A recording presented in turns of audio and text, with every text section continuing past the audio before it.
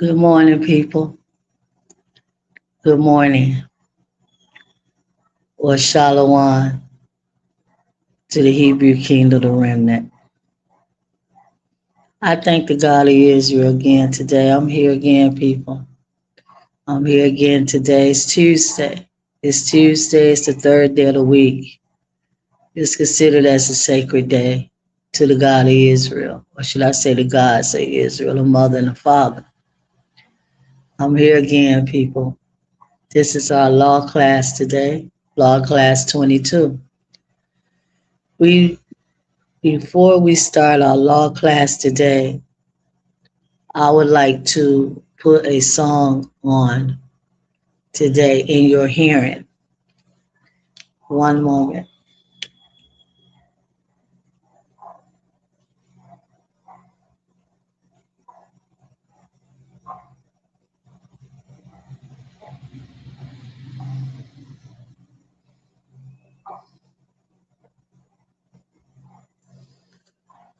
Okay, people?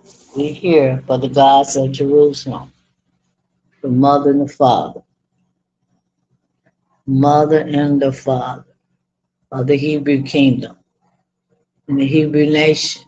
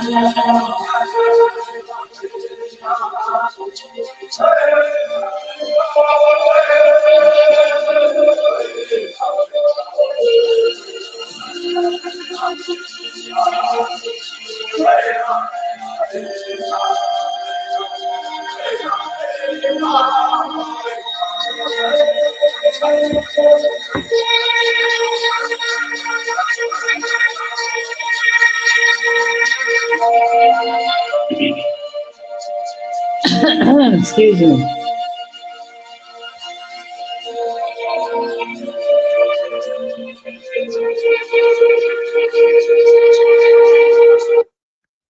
So I just wanted to put that song on this morning. Okay. His name is Ahayah. He's the God of the Hebrew kingdom and nation. He's the God of the 12 tribes of Israel. He's the God of Jerusalem. He's the God of Zion. I'm here again, people, with law class number 22 this morning. Law class number 22. And again, I would like to thank the God of Israel and the Mother of Zion, the great Holy Spirit, for being here today with you. I also thank the heavenly hosts, the angels, and the Son of God. So before we start our law class today, I have everything up and running today. My computer is on. Everything that I believe I would need today to do this law class. This is God of Israel, 12 tribes, Hebrew knowledge school. This is a knowledge school. So to give you some understanding and some wisdom and some knowledge about the gods of Jerusalem, the one and only true gods. There's no other gods. They are the creators of this earth. They are the creators of this earth and the universe. Okay, so give me one moment, people. Give me one moment.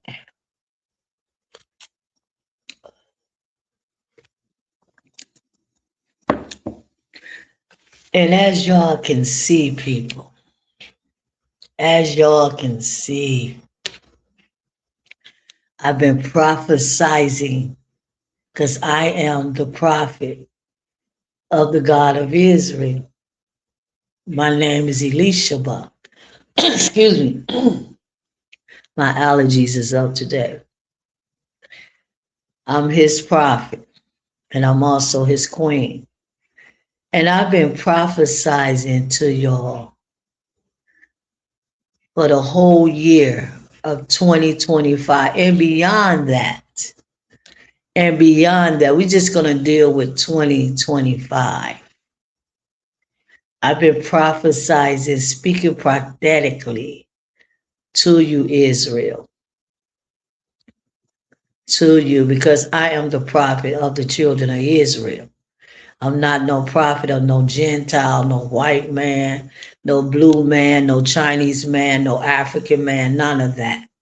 I am the prophet of the 12 tribes of Israel. I'm their prophet.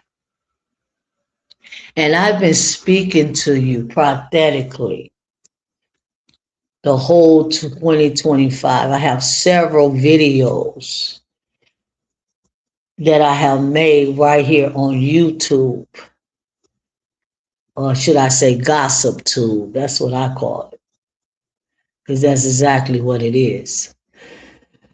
And I've been prophesizing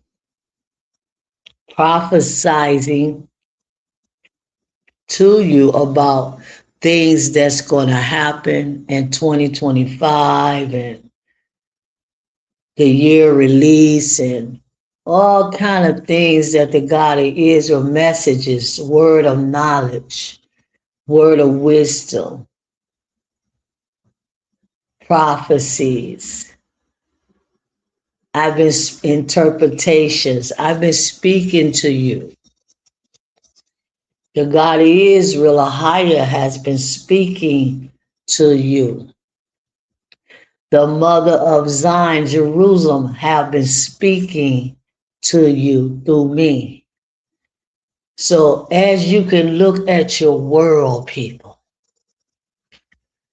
look at your world, look at your life, look at your children, look at everything that has happened in 2025. Because see, y'all call it the new year, but it's not the new year. It's nothing.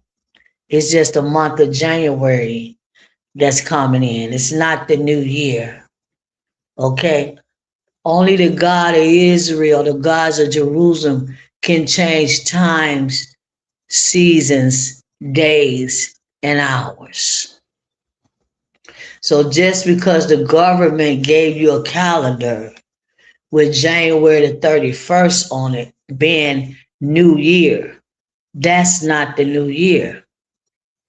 That's their new year. That's the government new year. But it's not the gods of Jerusalem, gods of Israel, Ahayah new year. Their new year is in March, okay? That's when the season changes. The season changes in March. Ain't no new season in January. So what's new about January the 1st? It's December the 31st. They got on the calendar, the new year, New Year Eve, New Year. January the 1st. What's new about January the 1st? It's cold outside. There's no new season. There's no new season. New Year mean new season, people. It mean new season. It ain't got nothing to do with you making resolutions and saying what you're going to do this year. None of that. But I have been prophesizing to you through 2025, speaking to you prophetically, saying things and telling you things that's going to happen. And I told you before I even started the law class, I told you, people, the God of Israel, the God of my fathers, Abraham, Isaac, and Jacob, the God of the Hebrews, Ahayah is his name. He want me to do the law classes again. I already did the law classes 6 years ago in 2020 and 2020 at the time when the COVID hit the earth and killed millions and millions and millions of people. So I'm saying, I came right here. I said, no, it's kind of odd to me that the God of Israel want me to do the law class again. All the 613 laws. He want me to go over them again. And I said, it's something major is about to happen. That's what I said to y'all. Something major is about to happen in this earth. Every time the God of Israel asked me to go into the law class and all of that, and he's showing me a lot of dreams and a lot of visions and saying it's the year release and all of that, and it's your visitation time and all of that, all those videos I had to make that the God of Israel want to speak to the children of Israel. I told you something big is about to hit this earth. That's why I'm making a law class. And it's also to help the remnant, to release the remnant from the religions, to release the remnant from this cloned up world. So it's for two reasons. Something major is about to hit this earth. And it's also to help the remnant to understand who their God is, what they need to do, how they need to do, and give them some wisdom and some knowledge and some understanding to what it is that they need to do as the remnant of the God of Israel moving forward. So right now, they have on YouTube, Fox News, they say, oh, it's spreading. The measles are spreading. The measles are spreading. People are being quarantined in their houses. The schools are closing. Buildings are closing. This is closing. Yes, people, I told you, COVID never gonna leave this earth.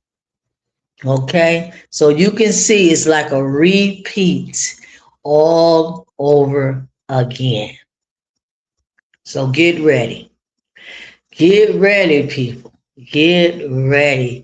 It's some major, major, major things is about to go on. Apprehension and all kind of things is going to take place.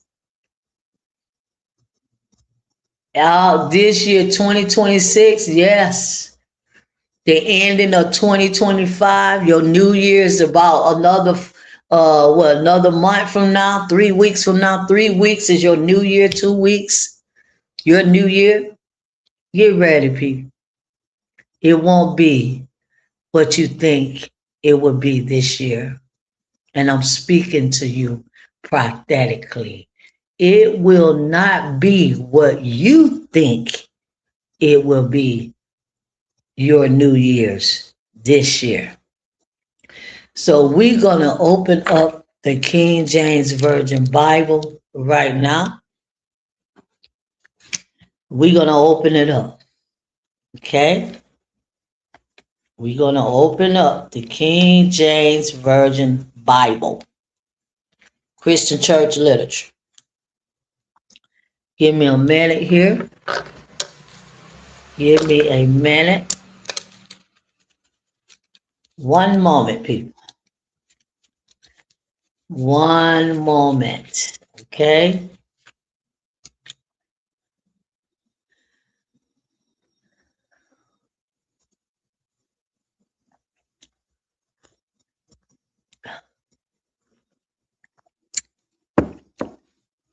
And I'm dealing with the same stiff-necked. I'm dealing with the same stiff-necked people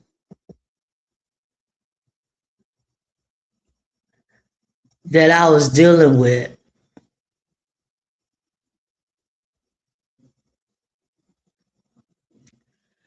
6 years ago.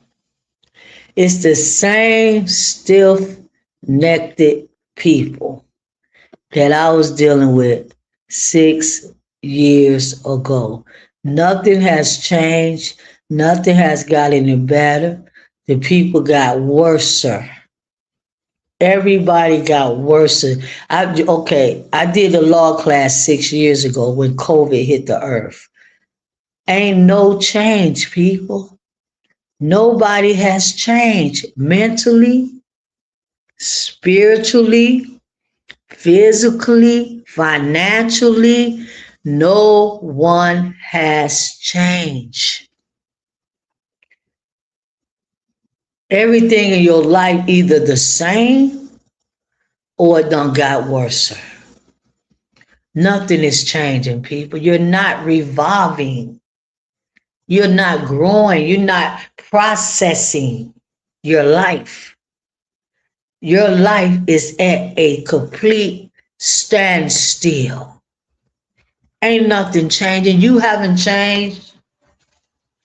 Nothing about your children have changed. Nothing about your men have changed. Nothing. Everybody is still exactly the same. And it's been since 2022. It's going to 2026. 6 years. No change. And I've been speaking prophetically for the God of Israel for 6 years now. I have changed. Yes. Within those 6 years, Queen, I have changed. I have changed. A lot about me have changed in 6 years. A lot. Okay, a lot. Spiritually, mentally, physically, a whole lot of things have changed about me. Okay, so that's kind of where you are right now in your life. There's no growth, people. There is no growth. Nobody I know, people, nobody I know around me have any growth in their life. Ooh, my God, people, let me say it again. This is a divine platform. Nobody around me, nobody I know, my mama, my sisters, my brothers, my cousins, my friends, my nephews, nobody, my children, nobody around me that I know has changed or is changing or trying to change or even want to change. It's so terrible, people. It's so terrible how you have sit on your Hebrew asses and your Gentile asses. You have sit on your asses for 6 whole years and you have done absolutely nothing with your life.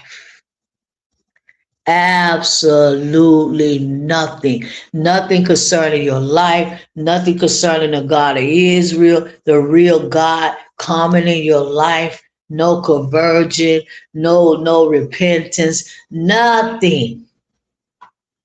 The same old stuff. I see why everybody say they bored. Oh, I'm bored, I'm bored, I'm bored. That's all I hear.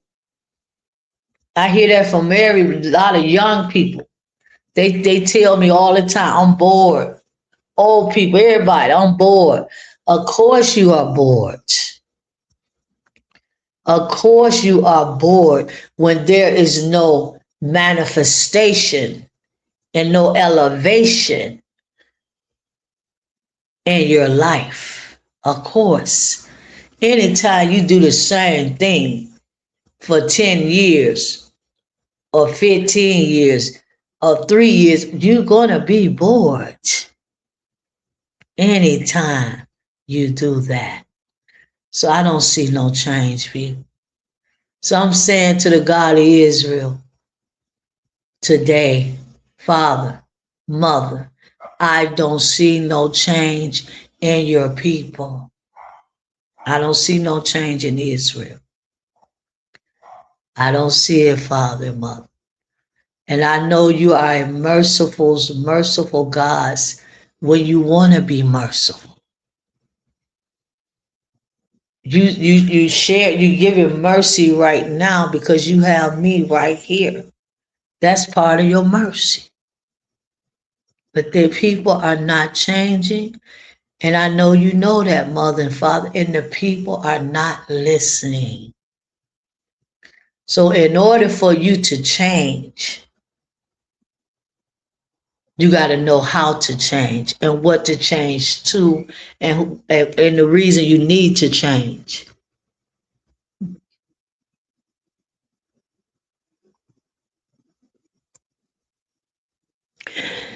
So yeah, people, let me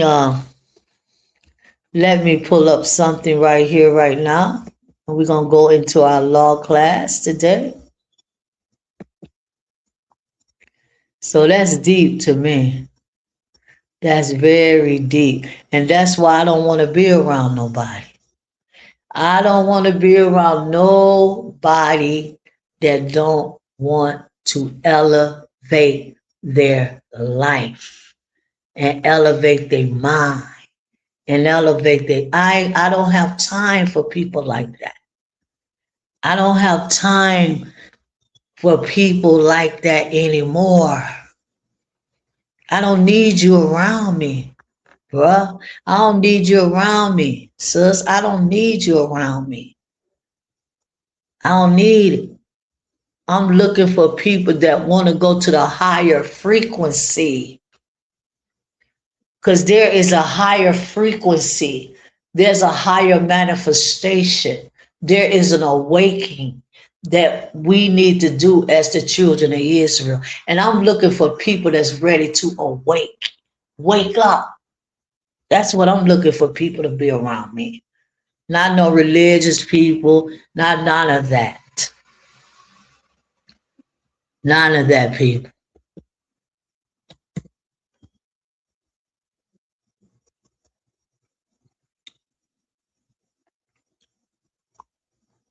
And again, y'all can sit there all y'all want to, people. All y'all Yah loving people. All y'all Jesus loving people. All y'all Jehovah loving people and Jehovah loving people and Jesus loving people. Buddha and Allah loving people, all your gods. You can sit there all you want to. Because when it go down, the apprehension, which is right at your door. When it go down, your gods will not be able to help you. So you can go ahead and believe that your God's going to help you and do something for you. Matter of fact, they never done anything for you, to be honest, because they're not real and they can't do nothing for you. So you can call on Jesus. You can call on all of them gods, Guadalupe, Maria. Call on them. Call on Jehovah, call on Buddha, call on all your gods. But they will not be able to stop you from being apprehended by the new world order. You got thousands and thousands and thousands of Hebrews right now and detention centers, concentration camps. Thousands. Don't forget about that, Judah. Don't forget about that. How many thousands of your brothers and sisters, your Hebrew brothers and sisters that are in consecration camps right now. They said they was deporting them. Yeah, but where was they deporting them? Yes, to detention centers and different places they wanted to put them. Don't forget about that. That just happened like 3, 4 months ago. Don't forget about all your Hebrew brothers and sisters that they took up out of America and deported them to detention centers. Yeah, you're going to forget it. Because you know why? You think it's not going to happen to you. But guess what, people? You're next on the list. Ooh.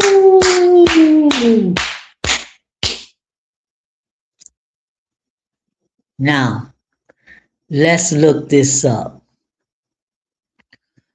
One moment.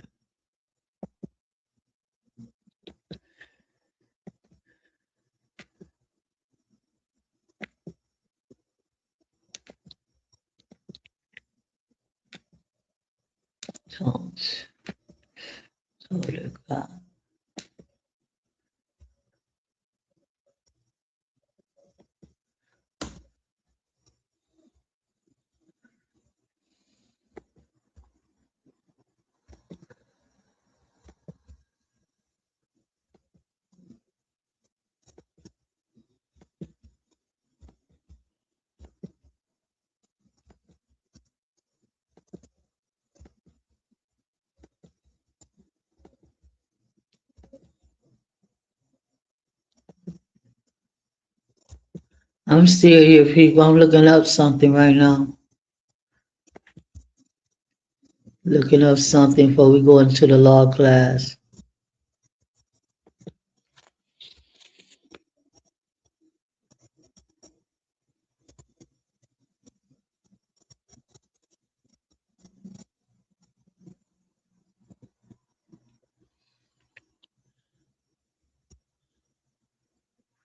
Let's go to Isaiah 45. We're gonna read a couple of these. Isaiah 45:5. Isaiah 45:5.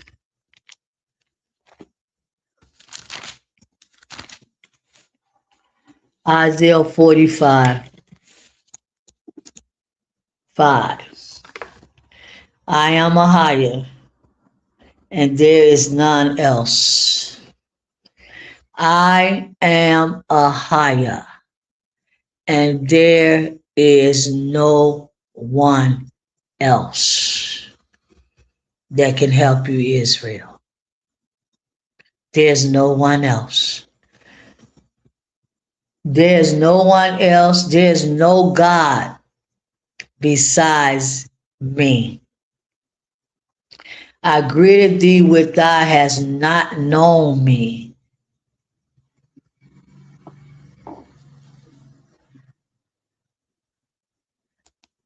That thou hast not known me.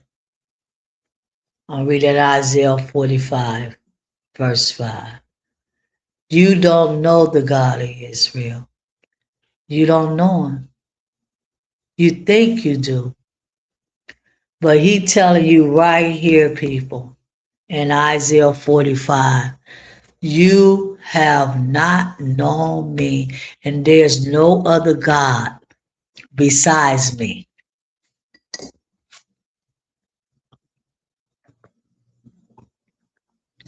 See, all your religions that you have been involved in all your life, Hebrew Israelite, all of that is nothing but religion. It's nothing but religion, all of it. Every ministry, every church, every synagogue, everything that's set up on this earth for you to say that you serving God, are you calling on God, are you worshiping God? All of that is religion. So the God of Israel is saying right here in the book of Isaiah, you have not known me, Israel. I greeted you.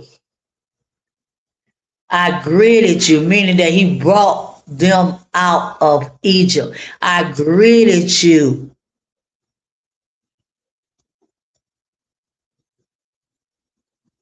that they may know from the rising of the sun, verse 6, and from the west, that there is none besides me. I am Ahayah, and there's no one else. Ooh, can I say that again, people? He said, I am Ahayah, and there is no one else. So if you think that you're going to get your life together, and I'm going to do this, and I'm going to do, there is no one. If you don't know the God of Israel, Ahayah, because there's no one else, he said. It's only me. And if you don't know me and you don't know him, you don't know nothing about the Hebrew kingdom and nation. All you know is what your Hebrew Israelite elders tell you, and they don't tell you that much.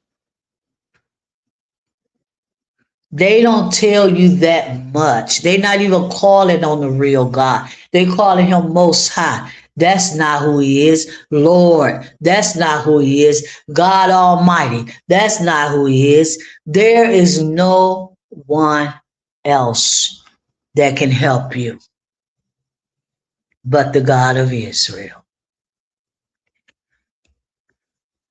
No one, Israel. So when the New World Order, which is have already began,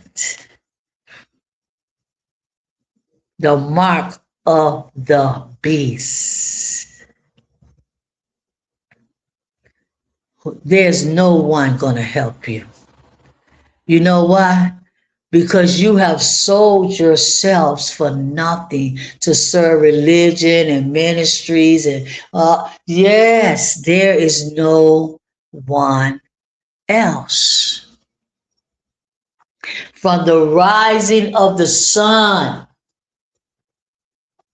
to the going down in the west, to the rising of the sun in the east, Africa, there is no other God. So do y'all see how y'all been treating the one and only true God for no God? The one and only true God. And that's why your life is exactly the way that it is. And is it going to change? No. Your life is, I don't care how much you try to fix it. I just get a better job. I just get a better career. I just get a better this. I just do this. I just go to another college. I just go to another school. I just get my doctor's degree. I just get my bachelor's degree. I just do this. I just do that. No. There is no one else.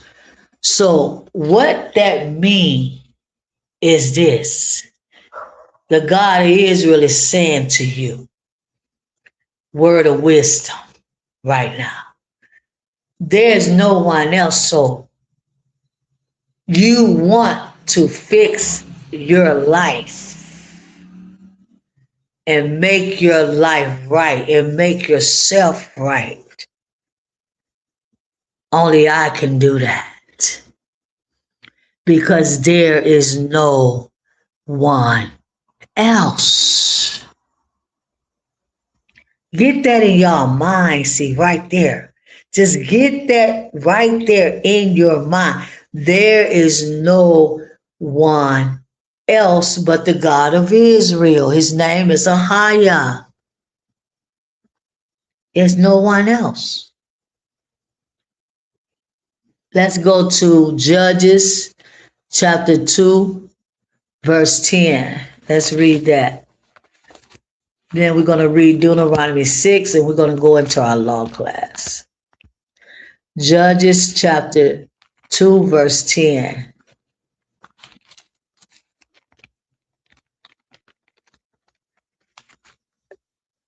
Okay? Judges 2, verse 10.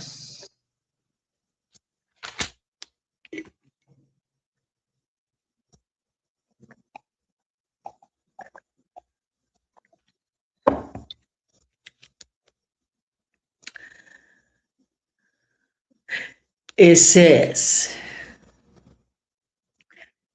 and also all that generation was gathered unto their fathers. And there arose another generation after Joshua's death. This is after Joshua's death, this passage that I'm reading in the book of Judges, chapter 2, verse 10.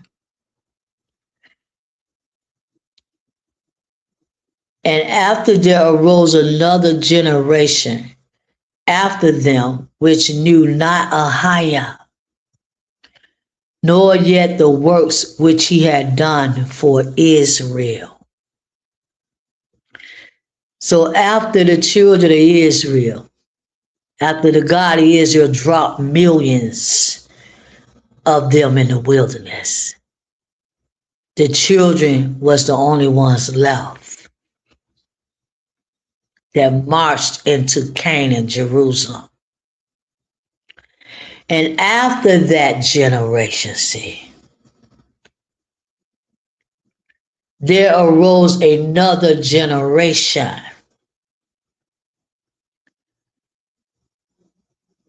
which knew not Ahayah, nor yet the works which he had done for Israel. So right now, you are that other generation, see.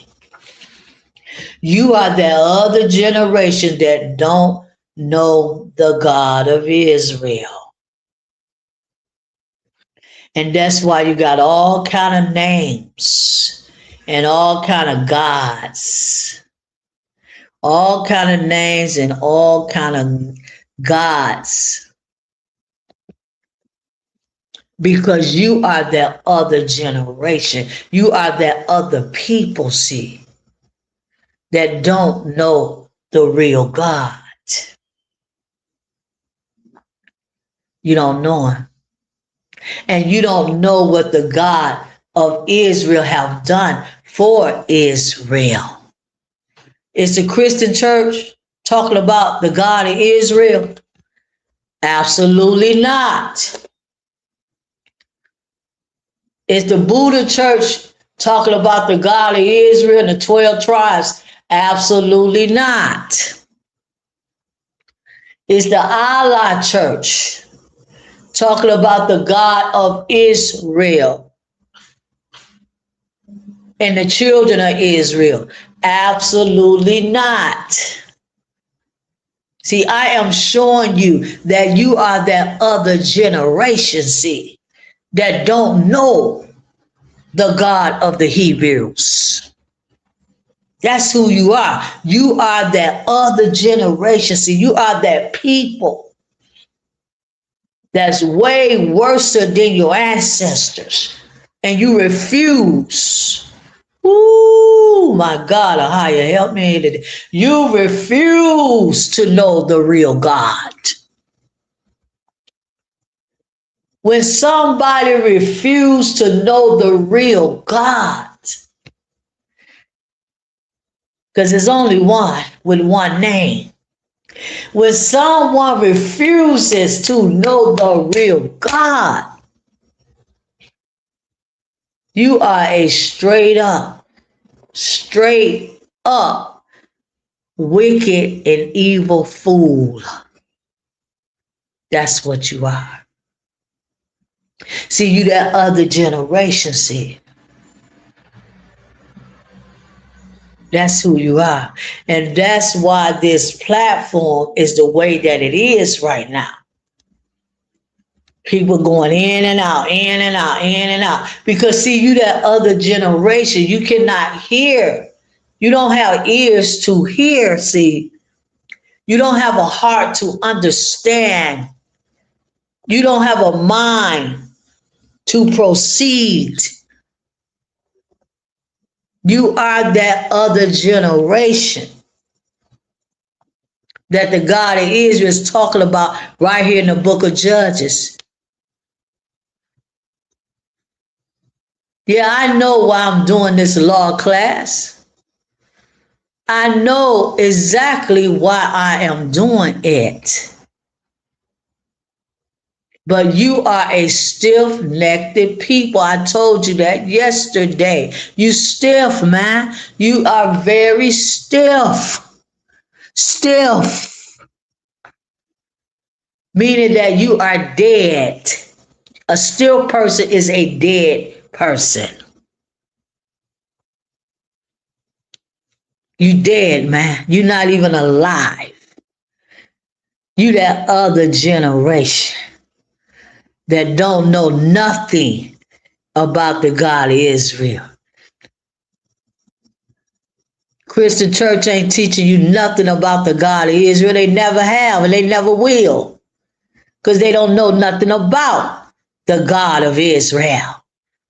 The God of the Hebrew kingdom and nation.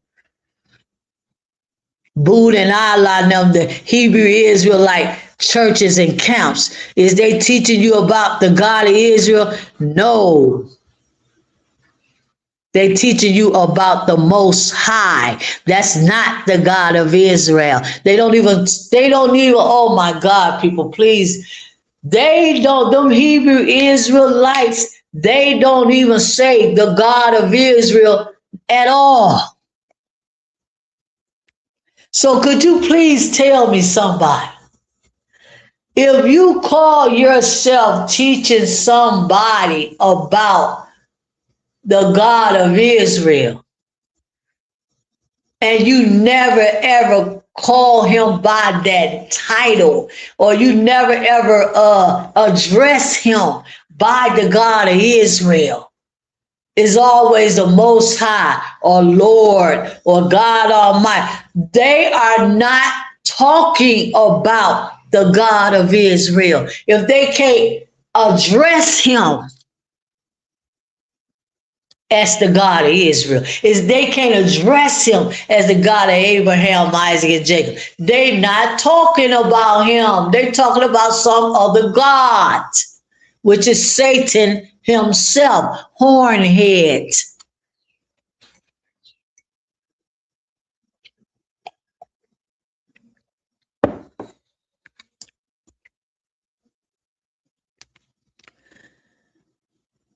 So we're going to go now, people. Let me pull up my laws. Let's go to our law class now.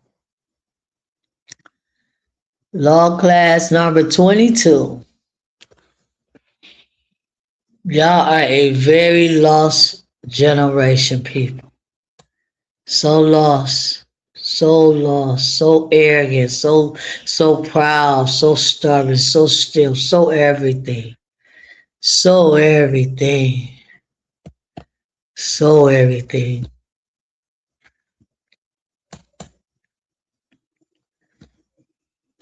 That's your choice, people. That is your choice. Do it your way. Do it your way. Okay, let's try to read a little bit of Deuteronomy 6. I'm just going to pick it up at verse 4, Deuteronomy 6. Hear, O Israel, Ahayah our God is one Ahayah, or one God. And thou shalt love Ahayah thy God with all thy heart, and with all thy soul, and with all thy might. And these words which I command thee this day shall be in thy heart. Everybody get ready for Christmas. Oh, it's Christmas. Oh, Christmas. Oh, I gotta get my Christmas tree. Oh, I gotta give my kids little Lulu and little Boo Boo and Baby and May May now and Johnny and Tiara. Oh yeah, and Kite now. I gotta get them some toys and I gotta buy them a Barbie doll and I gotta buy little Tommy a truck and I gotta buy him a little PlayStation 5 and it's Christmas. It's time to be merry. It's time to be happy. People, your Christmas won't be what it is, what it was. Your Christmas is not gonna be Christmas this year. It won't be Christmas this year, people. Okay? So get out of the madness, get out of the zone, get out of the fairy tale life. Christmas. What is Christmas? Absolutely nothing. Absolutely not. Oh yeah, it's gonna get little Johnny. You ain't saw your children in 5 years. You haven't saw your children in 10 years. You haven't saw your children, but you want to buy little Johnny and Boo Boo and May May now and Teresa now. You want to go buy them some toys now. You want to buy them a PlayStation. You want to buy some shoes. You want to buy, but they have not saw you in 5 years, man. What do that PlayStation 5 mean to little Johnny when Johnny ain't seen you in 5 years? Johnny ain't seen you in 2 years. It mean absolutely nothing to Johnny. See, y'all people are so far gone in your emotions. You don't have no emotions. You don't have no feelings. You gone. Excuse me, you gone, man. It ain't about none of that. Your children would rather see you. Your children would rather spend time with you. Your children would rather sit in front of your face and you talk with them like a daddy and like a mama supposed to talk to your children. That's what they want. They don't want no more toys. They don't want no more Barbie dolls. They don't want no more games and videos and Jordan shoes. They don't want none of that. You keep buying the same stuff over and over every year. They tired of it. When what they do want, you not giving it to them because you can't provide it. And what is that? LOVE, love. That's what your children want. Love, knowledge, wisdom, and understanding about their life. That's what they want. Everybody getting happy now. Oh, we got 7 more days. Christmas coming. Santa Claus. White, fat, made up statue that's not real. Please, people. Please stop dealing with something that's not real. It's fantasy. And the more you take yourself into fantasy, and the more you take your children into fantasy, you're going to just continue cloning and programming your own self in your children. And that's why you and your children are clones. Straight up clones. You disconnected from yourself. You disconnected from your life. Your children disconnected from themselves. They don't know nothing. They don't understand nothing. All they know is cell phones, Jordans, video games. That's all you know, and that's all they know. And Nike and all of them. Putting on some new, yes, man. Telling y'all people, man. I ain't thinking about no Christmas. I hate Christmas. I hate Christmas. I hate New Year's. I hate, Thanksgiving. I hate all them holidays. I hate them because they're pagan holidays that don't got nothing to do with the real God. What I'm going to celebrate something that's not involving the God of Israel. You stupid and dumb right there. Oh, I love God. I love God. I love you, God. Yeah, you love your gods. Because the God of Israel already told you what you need to celebrate and what you need to remember and what you need to think about. And Christmas and New Year's and none of that stuff is on the list. So guess what, people? You are that other generation, the generation that the God of Israel gonna take down and take out. Law class, where are we in our laws now? Where are we in our laws? Oh, I'm going to get my child an Apple phone. That Apple phone costs about $2,000. I'm going to give my little boo-boo and baby, I'm going to get her an Apple phone, girl. She ain't number 7 years old, but I'm going to get her an Apple phone because I want her to know that her mama love her. Her mama love her. I'm spending $2,000, my last money, to get her an Apple phone. I've been saving my money for a whole year to get my boo-boo an Apple phone. Because I want to show my boo-boo that I love her. That phone ain't gonna show your boo-boo nothing.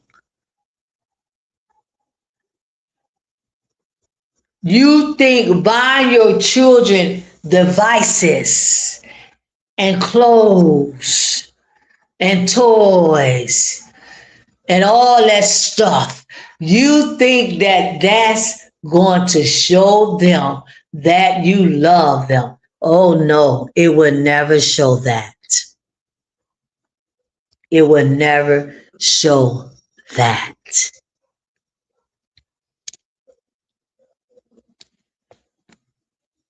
Forget Christmas, man. So let's go to our law class, people.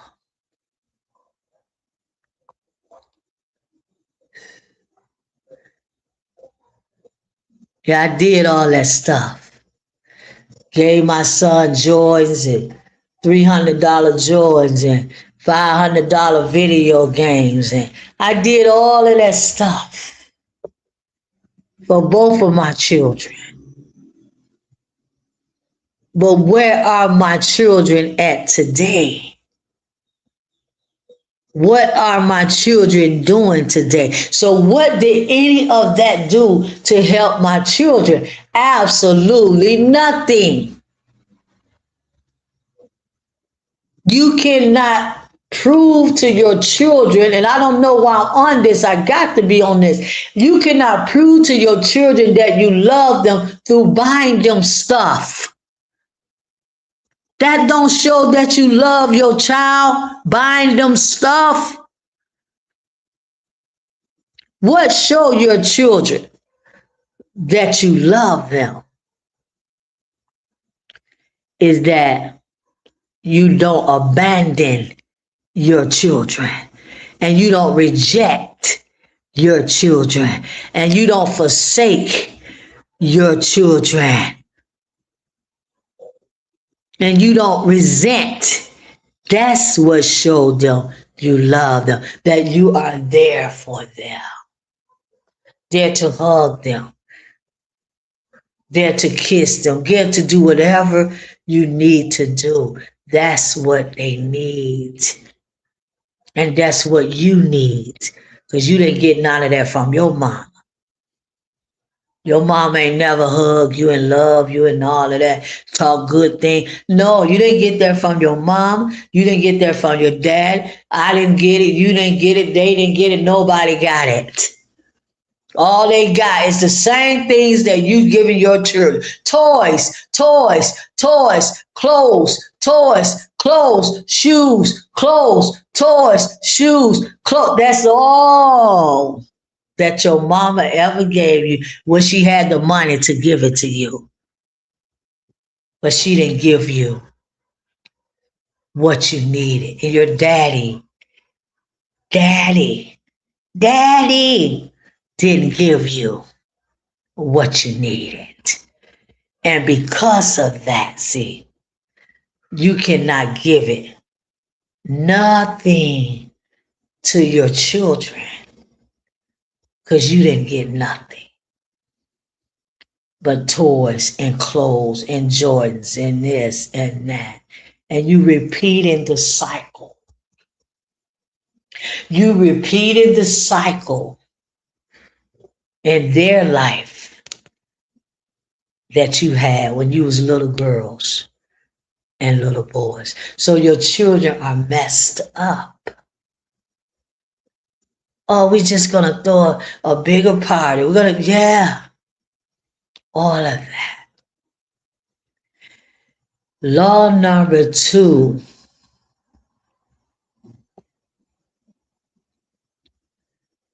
Yeah, right now, let me just say this since I'm talking about children.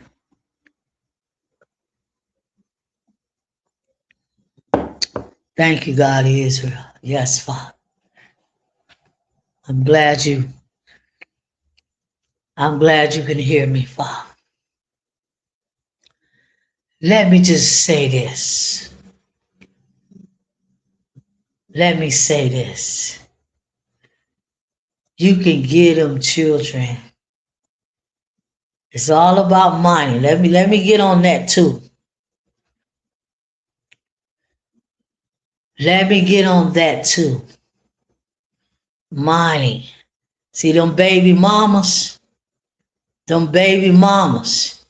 They always asking the daddy, give me some money for little May May and Johnny and Kevin and Steve and Lisa and all of them. Give me some money for them. I can go buy their shoes. I can go buy their clothes. I can go buy whatever they want. That's another thing right there. That you as a daddy, you as a man, you are so programmed. One moment. God Israel will not let me get off of this. We're going to be here a while today, people. I don't know how long.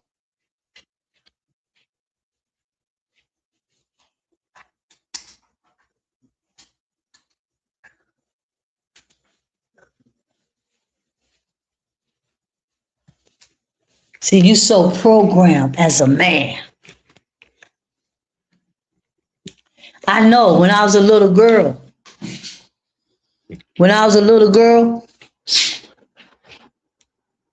all my mama wanted from my daddy was money.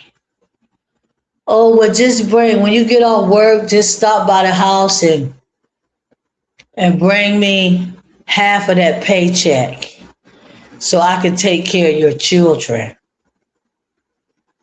And my daddy used to do it. My daddy used to do it. And every time he do it, he come over, she cuss him out and all that after she get the money from him. See, it ain't about you giving them mamas no money for your children, see. It ain't about that. Because see, everything that you give the mamas to give to the children or to take care of the children, or the mamas ain't never doing none of that for the children. You sending them $200 or $500.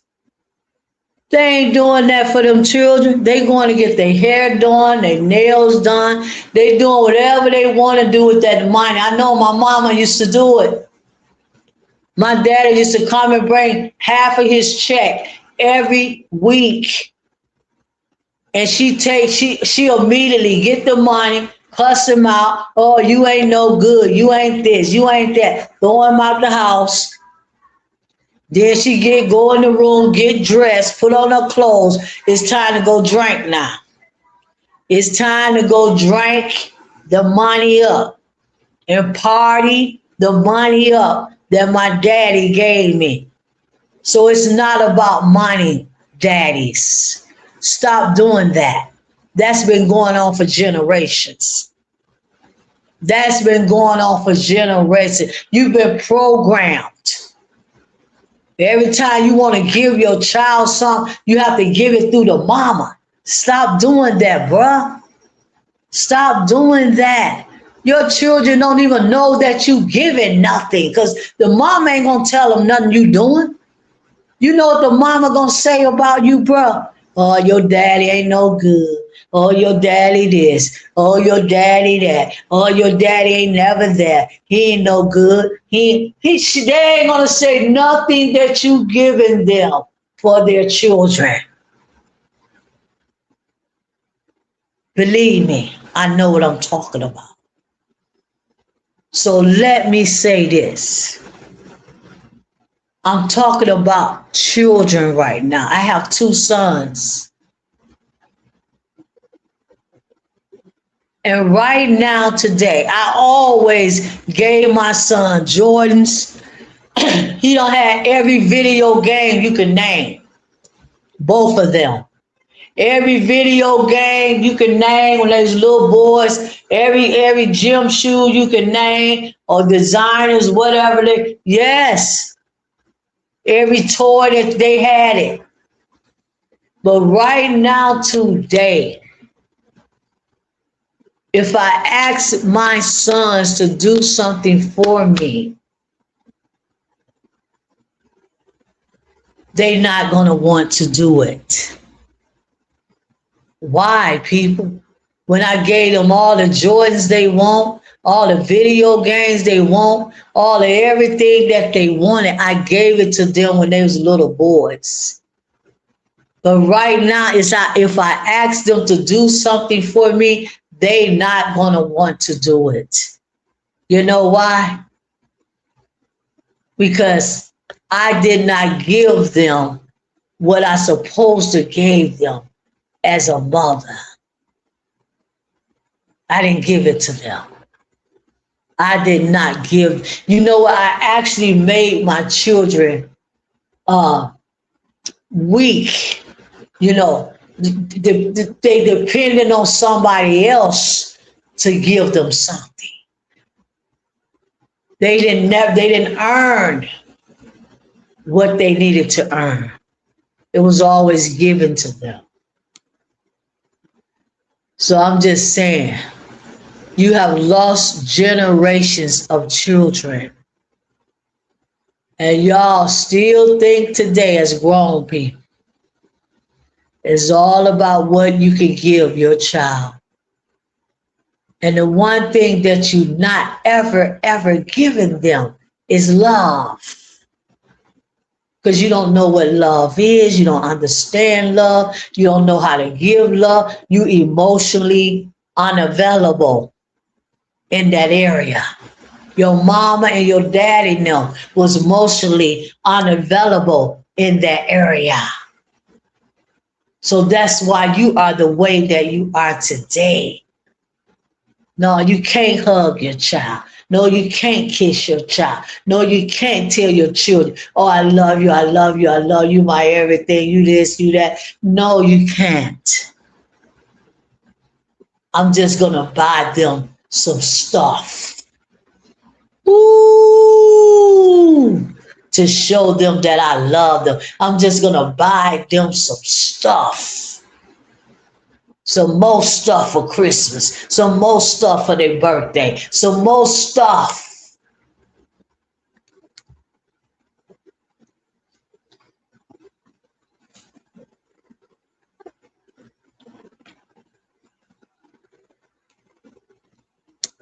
Y'all so stupid, stupid parents.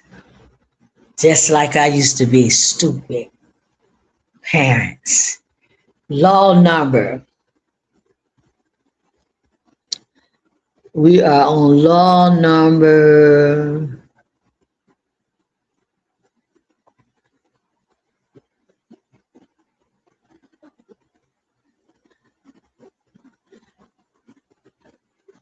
What we're going to pick it up right here at law number 51.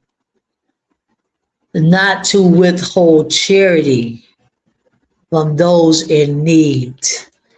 Deuteronomy 15:7. Not to hold charity from those who are in need. Deuteronomy 15:11.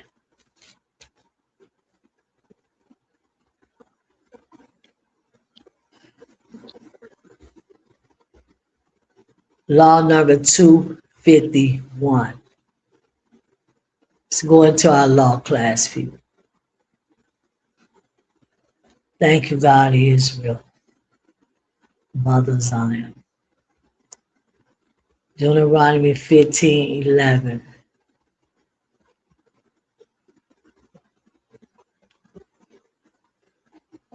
15. For the poor, it said, for law number 251 of the 613 laws of the God of Israel. For the poor should never cease out of the land. Therefore I command thee, saying, thou shalt open thy hand wide unto thy brother, to thy poor and to the needy in thy land. So this was a commandment that the God of Israel gave the children of Israel. When you get to Jerusalem and there be a poor Hebrew among you, listen to me, people. We're going to get a precept to this.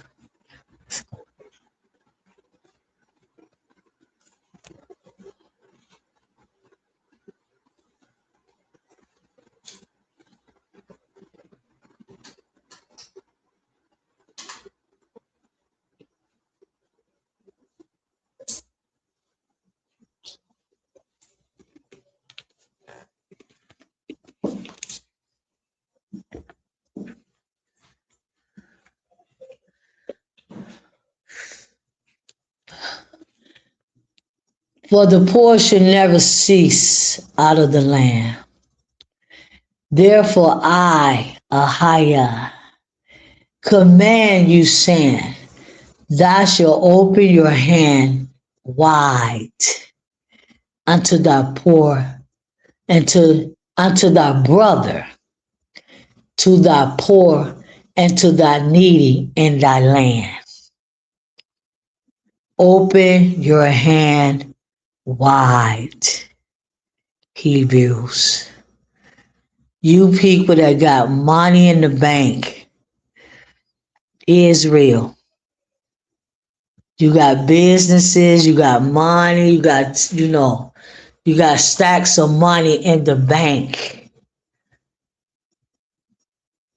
The God of Israel said, all you Hebrew Israelite elders, y'all got stacks of money in the bank that you don't deceive the people to pay their tithes to get. But the God of Israel see you, bruh. He see you. He see exactly what y'all are doing. And you're not keeping the law. Because it said, if you see a poor Hebrew man or Hebrew woman in Jerusalem, when we was in Jerusalem, our ancestors, open your hand wide. Now we're not in Jerusalem. We are in another part of the world. We're not in Jerusalem anymore. But wherever we are, this law stands right now because, see, we still Hebrews. We still Hebrew brothers and sisters. So the God of Israel is looking at us. You got a Hebrew living right next door to you. A Hebrew senior citizen, a widow. live right next door to you, and you got all kind of money up in your bank account, bruh. You got all kind of money up in your house, sis. You got Hebrews living right next door to you, round the corner, down the street. Go to your churches. You got Hebrews that go to your churches and your ministries, and they ain't got no food. They don't have no food. They don't have no money. They don't have nothing. The God of Israel shall open. They come up to you and say, well, can you help me, sis? Because I ain't got nothing. I ain't got no food in my house. And I know that this exists because when I didn't know that I was a Hebrew woman, there was times that I ran out of food in my house. And I went up in the Christian church asking the pastor, asking whoever I could ask if they could help me. No, sis, we don't have it. I ain't got no money today. And I know they got money because see, God told me to go up there and ask them. So this is what I'm saying, people. This is a law. And that's why the God of Israel is saying that you are a stiff-necked people. Because you don't care about nobody but your own selves. Open your hand wide, man. Open your hand. Open it. Give to the poor. Give to the poor, Hebrews. You are in a you are in a you are in a you are able to give. You have the money. You have it, man. And you see that Hebrew brother. Yeah, that's your brother, man. That's your sister. You don't want to give it to him. But see, the thing is with the God of Israel is like this. You can see that you are a Hebrew and that they are Hebrews, and you try to go to these people and tell them about the God of Israel and tell them that they Hebrews and stuff. They don't want to go into that. They don't want, I really don't believe that the God of Israel wants you to help anybody that rejects him. I really don't believe that. I really don't believe that the God of Israel wants us to open our hand wide to people that reject him and reject who he is and reject you. No. You have to be grateful. You have to have gratitude. See, a person that's not grateful, a person that don't have gratitude, they are a very, very self-centered, arrogant person. I don't like dealing with people that don't have gratitude. And the God of Israel don't like dealing with people like that. So this law is just telling you to open your hand wide. So let's go to the next law. Law number 252. To set aside a tithe portion of the offering for the priesthood. Deuteronomy 18:4. Let's get that. Deuteronomy 18:4. And before we do that, let me do this. Let me do this.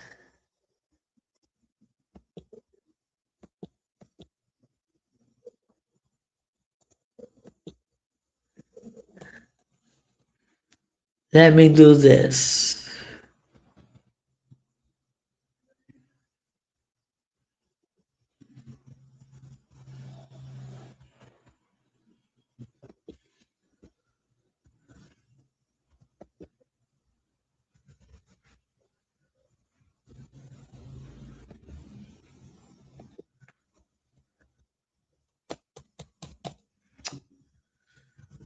One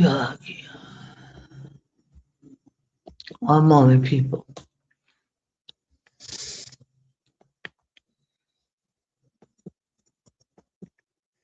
A minute. A minute. And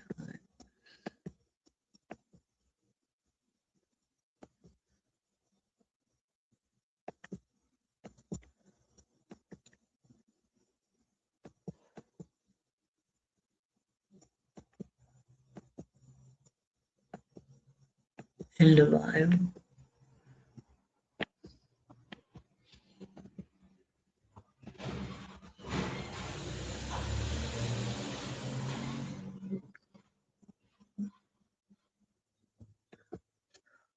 Okay, I looked up the word poor. It said the word poor appears hundreds of times in the Bible.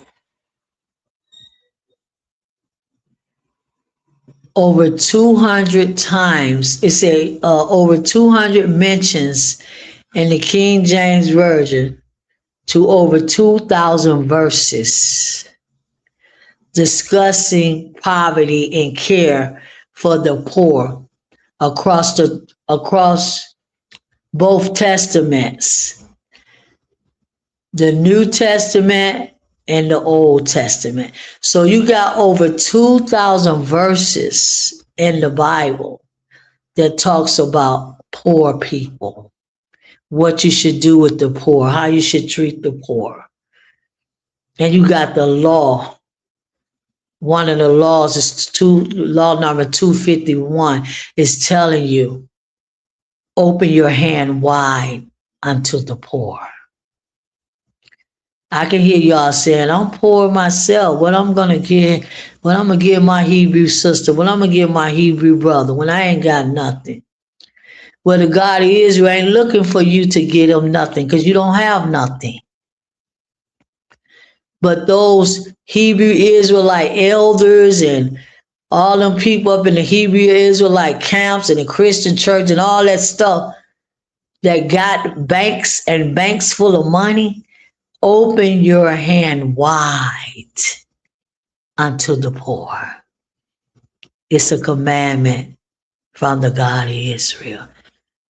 Open your hand wide to the poor brother, your Hebrew brother and sisters. It's 2,000 Bible verses in the Bible concerning poor people, poor Hebrews, poor Hebrews.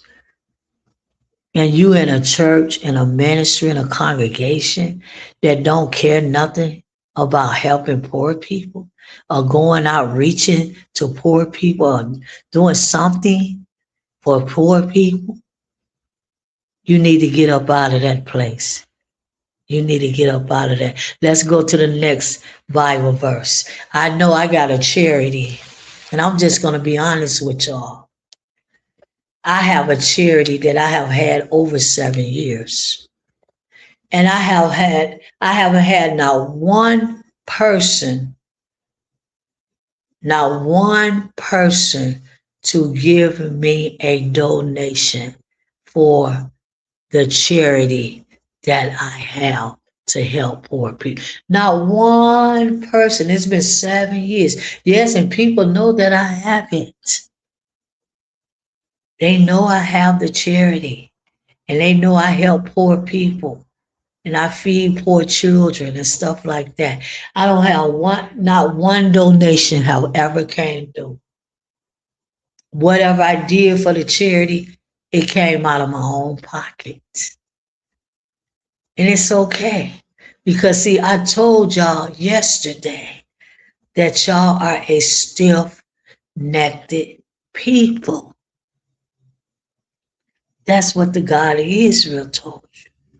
You stiff-necked. You don't care about the poor widow, the fatherless, the hunger. You just don't care, people. So I just wanted to read that That is over 2,000 verses in the King James Version Bible concerning poor people. That's talking about the poor. And y'all wonder how Job got so wealthy. Job got wealthy because he was taking care of the poor. He was feeding the orphans and the fatherless. And that's how he became so wealthy. Because it says this too also in the Apocrypha. What you should do is worship the God of Israel's name every single day and give your alms unto the poor every single day. And then it said in Apocrypha that you will find so much favor and you will be blessed by the God of Israel if you do that. So it's important to do alms, to have alms in your life every single day. Give to your Hebrew brother or your Hebrew sisters. Even a Gentile, a stranger, if he's hungry, give him some food. But right here in law number 251, it's really talking about Hebrews. It say, open your hand wide. Let's go back to our laws now. It said, open your hand wide to your Hebrew brother and your Hebrew sister. That's in your land. That's when we was in Jerusalem, our ancestors. But we not there. We right here together, Hebrews. We was bought on the slave ships together. Do y'all remember that? No, you don't remember, but your mama never remember. We was bought here together, people. We are one. We are the same people. Levi, he was on the slave ship. Haiti today in the earth. Judah, he was on the slave ship. African Americans in the earth. That's what they call you. Haitians and all of that. Benjamin, he was on the slave ship. Jamaicans. So we are the same people. We are one people. We one, but yet we so divided. We so divided and we just so selfish. All we think about is saving something for ourselves. You cannot save something for yourself. You got to save something for your brother and your sister. And then the God of Israel will bless whatever you have. See, you got to have that mindset. Oh, I'm not going to say this. I'm going to say this so I can help them, help her do this. Yes. Let's go to the laws now. It's deep, Pete. It's so deep. We live in a deep, deep world. Deep, man. So deep. You're going to take all that money for Christmas now.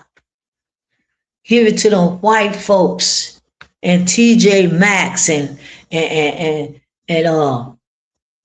Target and all of that. You're going to take all that money that you don't get and give it to the white man. My God, people. My God. For the nasty, pagan, ugly, Gentile clothes.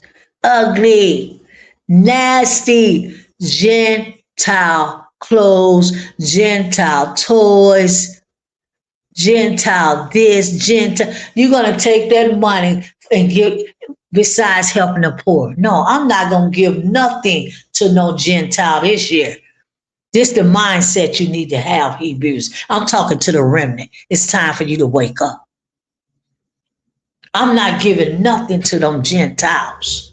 I'm going to take this money that I have and I'm going to go give it to my poor Hebrew brothers and sisters that sleep in their cars. that's sleeping on the bridges, that don't have no food and don't have nowhere to stay and don't have nowhere to live. I'm going to take this $5,000 and just give it to them. Can you do it, Hebrews? Do you have enough heart to help the poor man, your poor brothers and sisters? They sleeping outside right now with their children. And all y'all want to do is run up around a Christian church and a Hebrew Israelite camp talking about the Most High, the Most High, the Most who? What Most High? You got so many homeless people today. Right now, Donald Trump signed an order to put homeless people in jail. Your Hebrew brothers and sisters are going to jail right now because they ain't got no way to pay their rent. And y'all got banks full of money. Banks full of money. Girl, you know, they need to get a job. They need to do something for themselves. That don't even matter. The fact that the law said right here, law number 251. The law said not to withhold charity for those in need. Deuteronomy 51:7. Don't y'all understand, people? You don't understand that the God of Israel, this is the greatest thing that you could ever do in your life is give alms to the poor, man. It's the greatest thing that you could ever do. Believe me, I've been doing it for so many years. So many years, people. When I think about poor people, I just cry because I understand what it is not to have no food and have no place to live and no water to drink. I've been doing it for years, people, helping the poor. And that's why I am in the position that I am in with the God of Israel, because I've been giving a lot of alms to people. Not just because I want to, just because that's how I am, and I feel for remorse. This white man don't sign executive order to put our Hebrew brothers and sisters up in concentration camps if they ain't got nowhere to stay. And y'all want to sit up there and think about holy days and Passover and Feast of Dedication. No, man, take that money and find those people, your brothers and sisters, and get them in your car and take them somewhere and find them a place to stay. Forget that Passover stuff and all that stuff, spending all that money, making them elders rich. And they ain't gonna do nothing with the money. Nothing.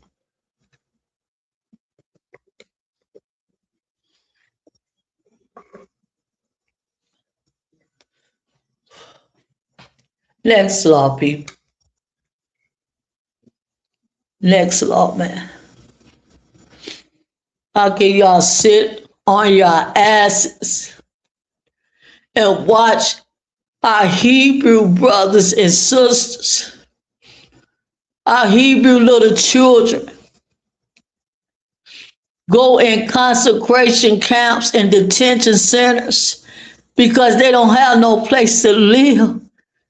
Can't y'all go buy some wood and build them a house? Can't you come together as a people and buy a piece of land and start building a community for our people can have somewhere to go? Can't y'all do that, man? Can't them Hebrew Israelite elders do that? Can't they come together as elders and do that? No, because they too religious. And they always, all they thinking about is who know the God is, who know the Most High, who know the truth, who got the best doctrine, who got the best this, who understand when the holy days is. That's all they know, people, and want to do. They fighting against each other doctrine, and none of it is no good. Next law.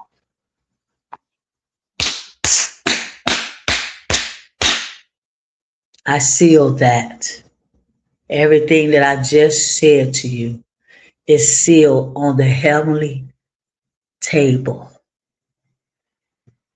Now, if you don't get up and do something about the Hebrews that's crying right now to the God of Israel, the remnant, our brothers and sisters crying,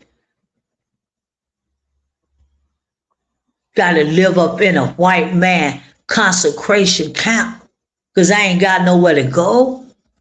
Don't y'all see what's happening, man? And the rent is steady going up. It's steady going up. It's steady going up. It's the rent. The rent is going up. 1 bedroom, 2,500. Nobody is going to have no place to live in a minute. I don't care if you own your house. They're going to take that too. They're going to sign an executive order on that. People, wake up. You got to have your own, Hebrews. We cannot depend on the Gentiles no more, okay? We got to have our own. Come together now, remnant, now, not tomorrow, now. Come on, sis. Go to your Hebrew Israelite camps. Tell your Hebrew sisters and your Hebrew brothers, come on, man. Let's do this. We ain't got to tell elder nothing, nobody nothing. We know what we got to do as a people. Let's get our money together. Let's put our money together. I got $500. How much you got? I got 1,000. I got this. Let's buy some land so we can start building houses for our family, our Hebrew families, so they can have somewhere to live. Let's dig some wells on our land so our Hebrew brothers and sisters can have water to drink. No, Elder Ricard ain't talking about that. EEE them ain't talking about that. GOCC them ain't talking about that. All they talking about is what the government is doing. Next law. Law number 252. To set aside a tithe portion of the offerings for the Leviticus priesthood. Deuteronomy 18:4.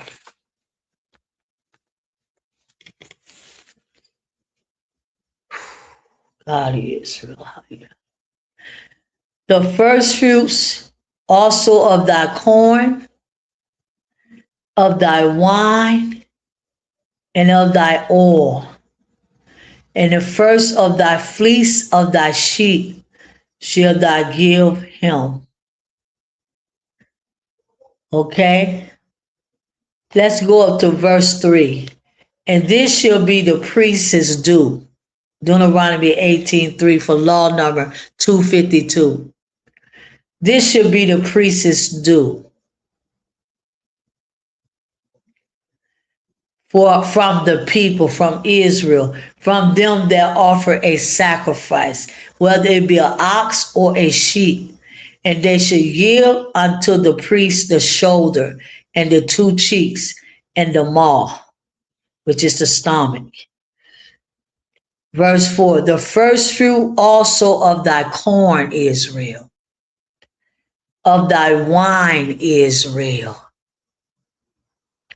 of thy oil, Israel, and the first of thy fleece of thy sheep shall thou give him.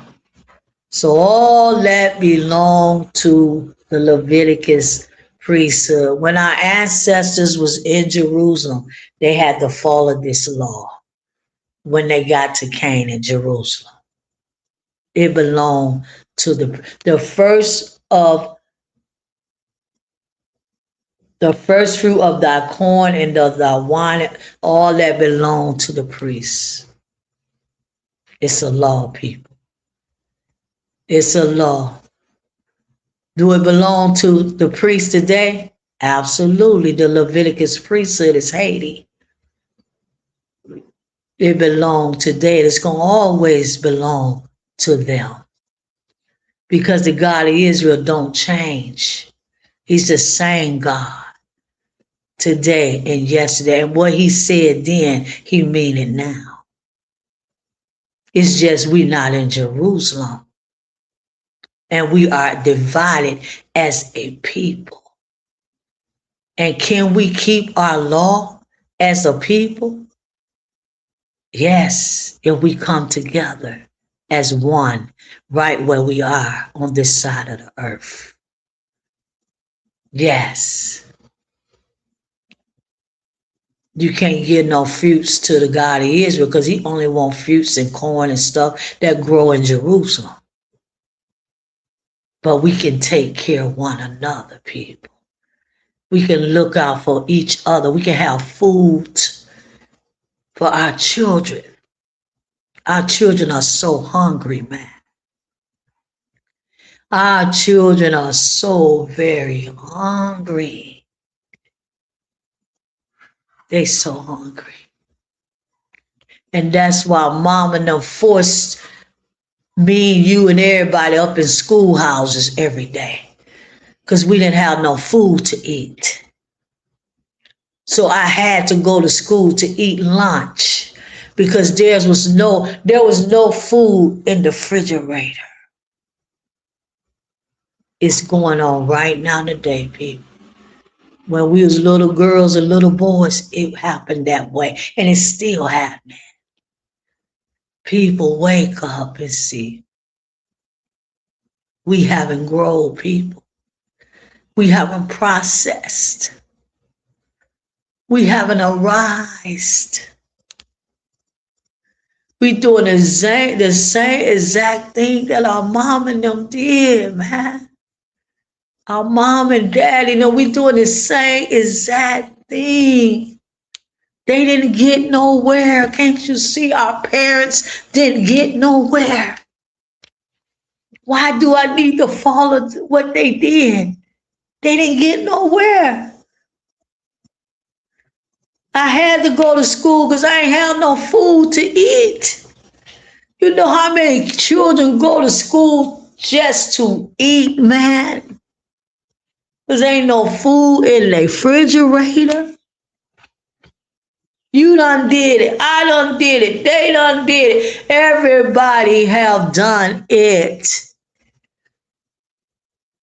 So let's go. The Leviticus priesthood is Haiti.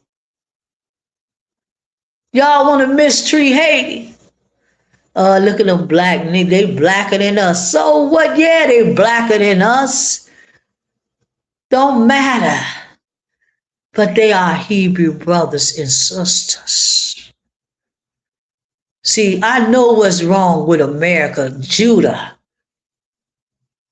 The royal regal is in America. You got Judah all over the earth. But the royal regal, the kings and queens of Judah, they live in America. The royal regal. See, I know what's wrong with them. See, they just don't care who's hungry, who this. Look at them. When your brothers and sisters marched across the border, and we're going to law number 253 next of the 613 laws. When your brothers and sisters marched across the borders to come to America, y'all treated them like dogs, like they was nothing. How could y'all do that, man? How could y'all do that to Issachar? How could y'all do that, man, to Issachar, to Simeon, to Levi, Haiti? How could y'all do that, man, to Asher? How? Venezuelans is Asher. How could y'all do that, man? How could you do it, Judah? How could you just look at them like they was nobody to you? That's what you do. They coming up in here to take our jobs. They coming up here, bruh, please. They come to take your job. They coming to feed them and their children because they hungry. That's what it was, people. They was hungry. They walked miles and miles and miles to get to American border. Miles, them and their children on feet. And look how y'all treated them. Like they was nothing. Oh, Simeon, they got to stay away from the black folks. When the Dominicans get in America, they don't want to deal with the black folks. They don't want to deal with Judah. When the Jamaicans get in America, Judah want to stay away from them. And when Issachar, the so-called Mexicans, they get in America, they got to stay away from black people. People, can't y'all see what these white folks are doing to us? Can you see, people? They making us hate one another, and we one family, and we one people. The Dominicans don't like black people. Simeon, they don't like black folks. I done heard Dominicans say it on YouTube, coming out their own mouth. Oh no, we don't like them black people. We better than them. I heard them, man. I heard them say it. No, we don't like Haiti. Haitians, we don't like them. Bruh, I'm telling y'all, man. It's crazy up in this life. It's crazy up in this world. We are one people, man, with one God. He's the God of Israel, the God of the Hebrews. His name is Ahayah. Oh, God. Everybody think they better than each other. Hebrews. Judah think they better than Haitians, and Judah think they better than the Mexicans, Issachar. Yes, man. Nobody is better than nobody because we all are hungry, broke, and don't have nothing. Nobody's better than nobody, people. We better than nobody. Because you got a little money in the bank and a little job in the house. People, please, we're not better than each other. We are Hebrews. We are one people. Our brothers in detention centers right now. Y'all sit there and let the president sign an executive order to put them away. And y'all didn't do nothing, Judah. Y'all just sit there on y'all black asses and did nothing.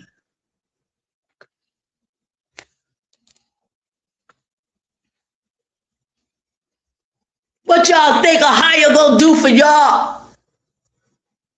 The same thing that y'all let happen to y'all Hebrew brothers and sisters, and you did absolutely nothing.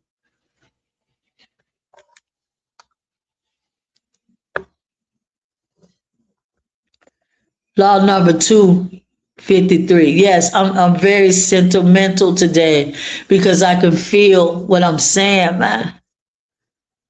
I'm here every day. Monday and Tuesdays, I'm here teaching the law, trying to help the remnant to understand. Law number 253. The Levites must be tithed on his tithe. The Levite must pay tithes on his tithe. Tithe ain't number food. I told y'all that. I've been telling you that for many years. Stop paying tithes. Stop giving money for tithes. It's food. Hebrews, and it will always be food. Just because they got that one Bible verse talking about Melchizedek, that ain't nothing but an injection, man. That's an injection. The God of Israel ain't never asked you for no money. Never, Israel. He don't never will. He don't need no money. He's a God. He want food. That's all he want is food. Want no money.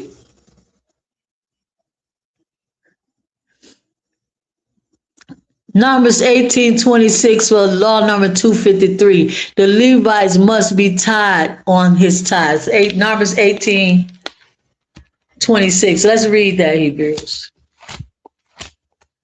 Number 18:26.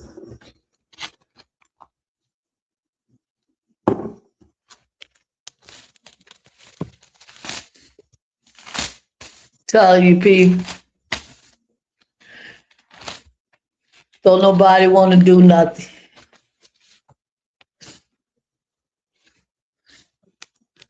Keep going to church.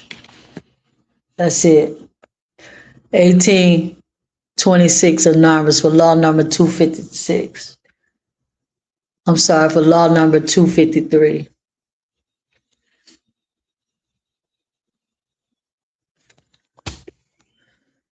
Thus speak unto the Levites, and say unto them, when you take of the children of Israel the tithes,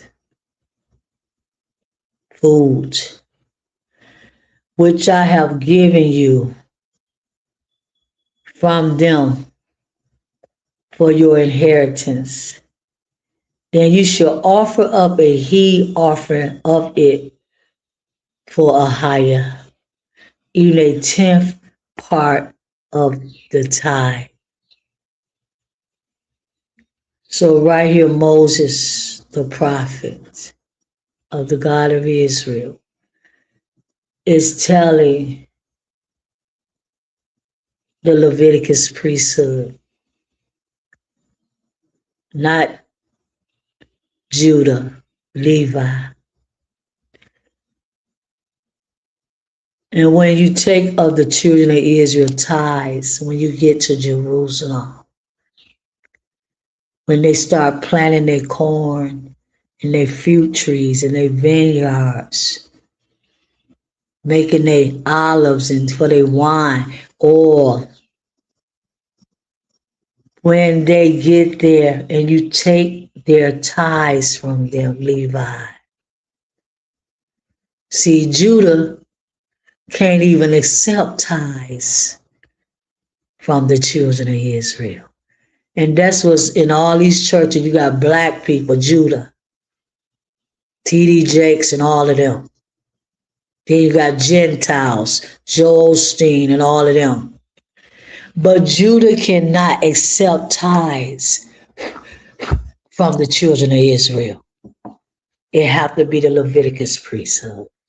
And no, Judah is not the new priest. Don't listen to that doctrine that the Hebrew Israelites have made up so they can get some money out of you. So you'll think it's okay for you to get them the money. No, they're not the Leviticus priesthood. The Torah tell you exactly who can handle the tithe and what to do with the tithe and what tithes are.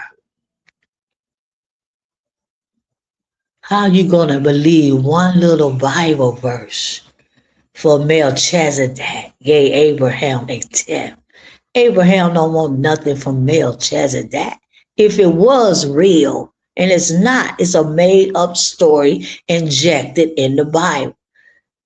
What Abraham need from Melchizedek, the priest of Salem, really? What do he need when Abraham was so wealthy? Our father, he had everything. He wouldn't even take nothing from Melchizedek. See, Hebrews, how twisted your mind to believe a fairy tale Bible verse that was injected to bring forth their religion so the Gentiles can get wealthy and Judah can get money up out of you, money that you need to be given to poor people, poor Hebrews. That's what you need to be doing. Give the money to the poor. Build them a house. Dig a well.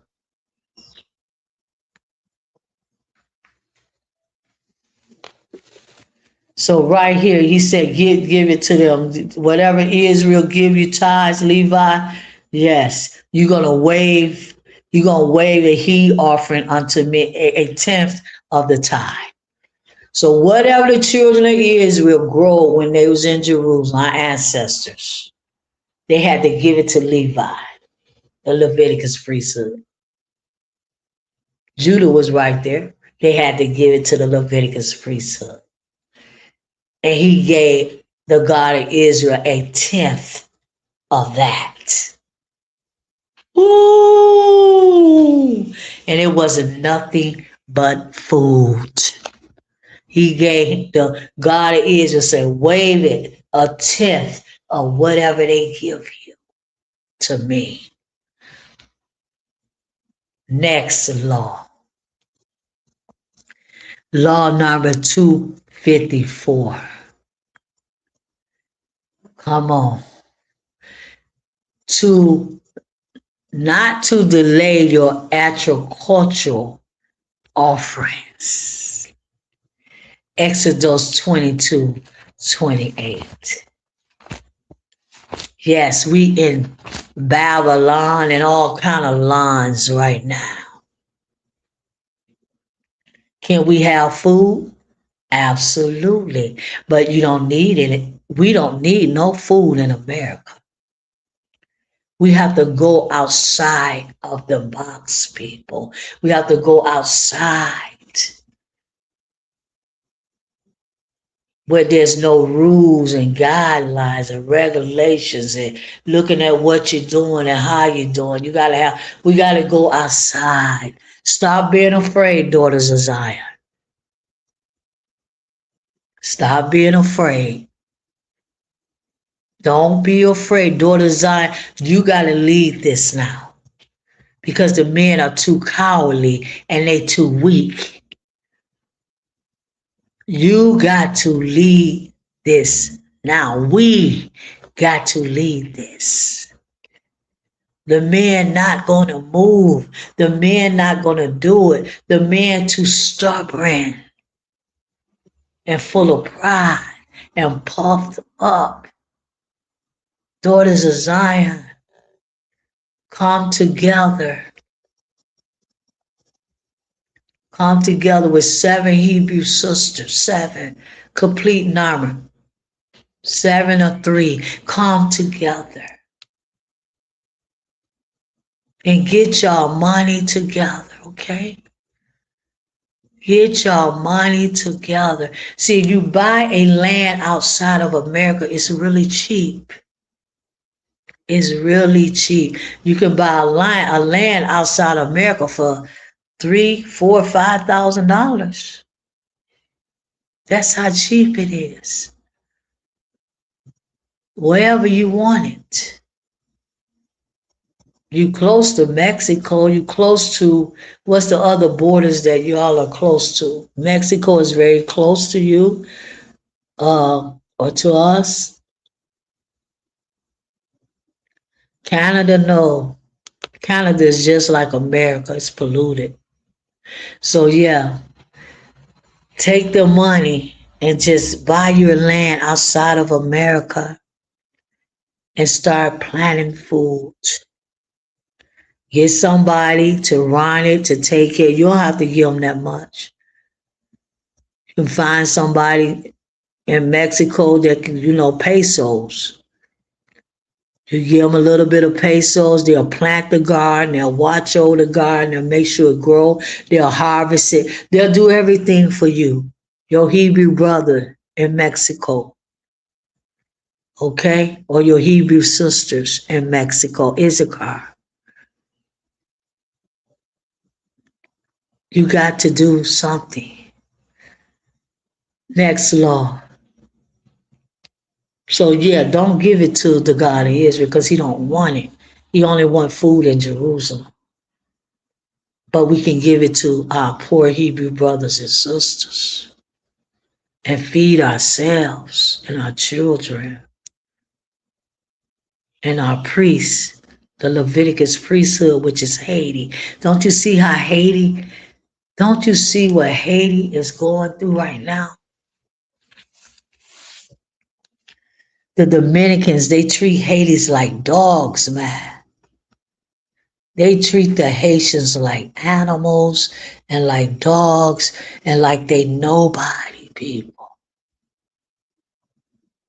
Ooh, we got so many our Haiti brothers and sisters locked up in jail. The Dominicans put them there.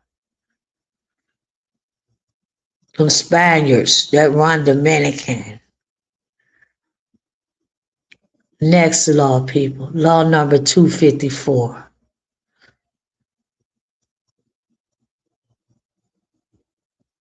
Okay, yeah, Exodus 22:28. That's what we're looking for law number 254. Exodus 22:28.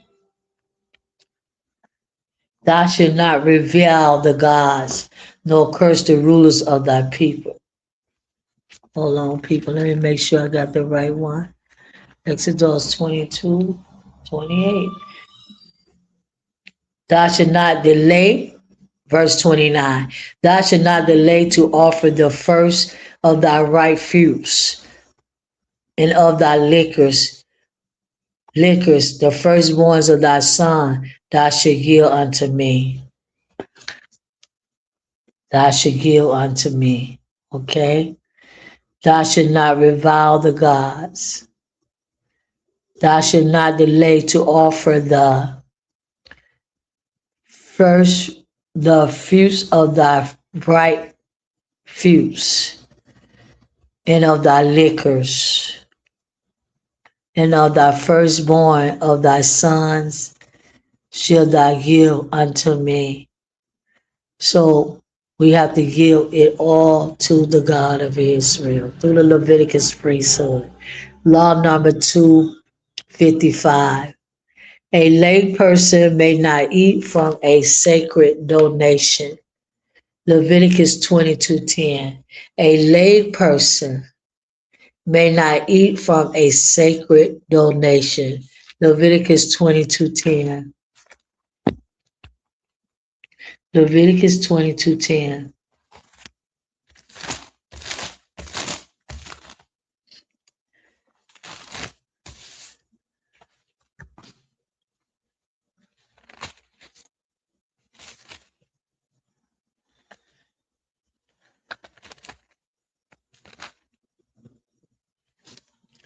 There should no stranger eat of the holy thing, a sojourner of the priest or a hired servant shall not eat of the holy thing. So this is law number 255 of the 613 laws. A lay person may not eat from a sacred donation. There should no stranger eat of the holy thing, a sojourner of the priest or a hired servant should not eat of the holy thing. Only the children of Israel can eat what's holy. Can't no sojourners, can't no Gentile, can't no hired servant. Nobody can eat of the holy things. The tithing, that's sacred. All the tithing, the food, it was sacred. It's holy. It's certain ways that the children of Israel had to grow the corn and grow the fruit trees.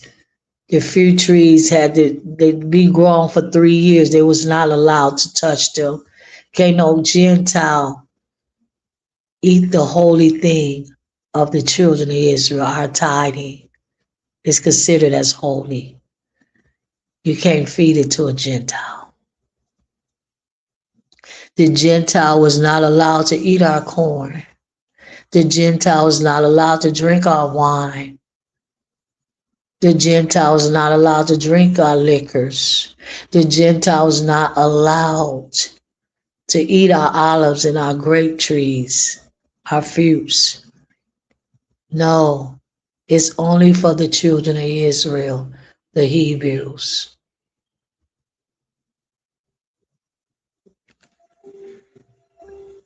Let me see if I can get a precept for this one. Leviticus 22:10.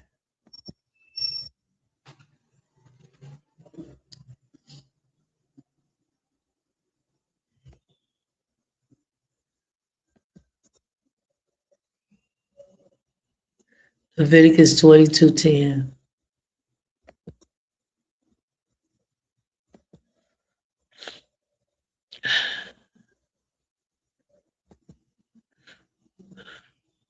There should no stranger eat of the holy thing, a sojourner.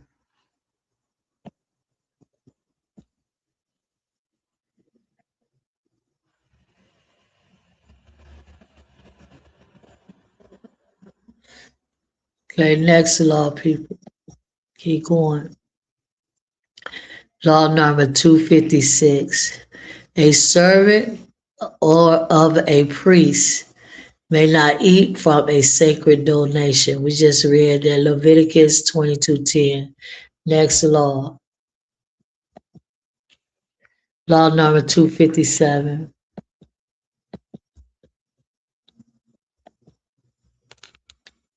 Law number 257.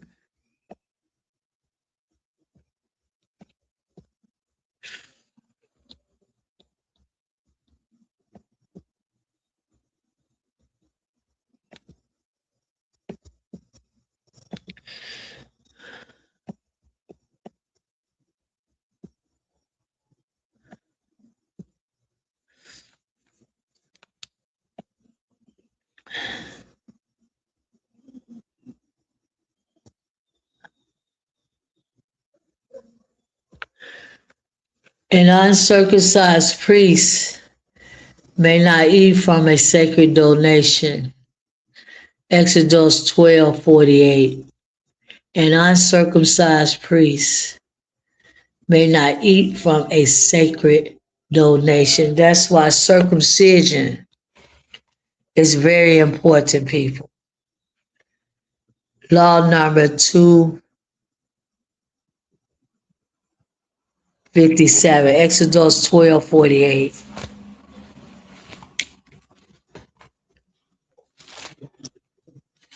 Exodus 12:48.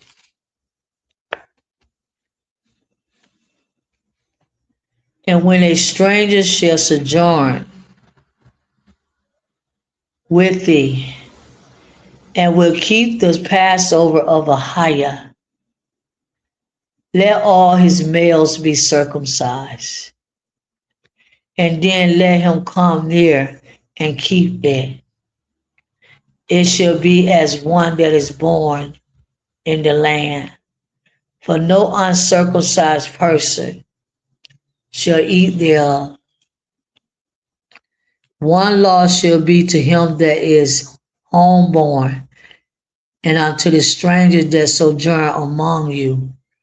Thus did all the children of Israel, as Ahayah commanded Moshe and Aaron to do, they did.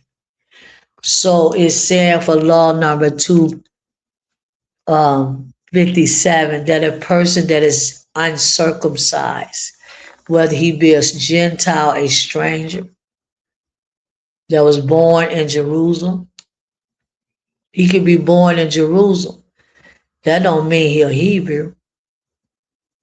It go by the bloodline. It go by your bloodline, okay? So the God of Israel say, if he was born in Jerusalem and he not the sons and daughters of Abraham, Isaac, and Jacob, he a Gentile, but he was born in Jerusalem. He cannot eat the Passover meal. He cannot eat the Passover, the lamb, I'm sorry. He must be circumcised. All the Hebrew men must be circumcised. And if they're not circumcised, they are considered as unclean. You can't eat the Passover. You cannot. Matter of fact, if you uncircumcised, you can't do nothing for the God of Israel because you unclean. You're unclean. Okay, let's get a precept to this one. That is Exodus 12:48. Exodus 12:48.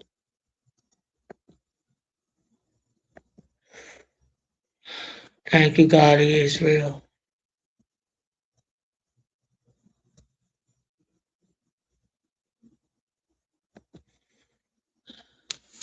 And when a stranger sojourn with thee, okay?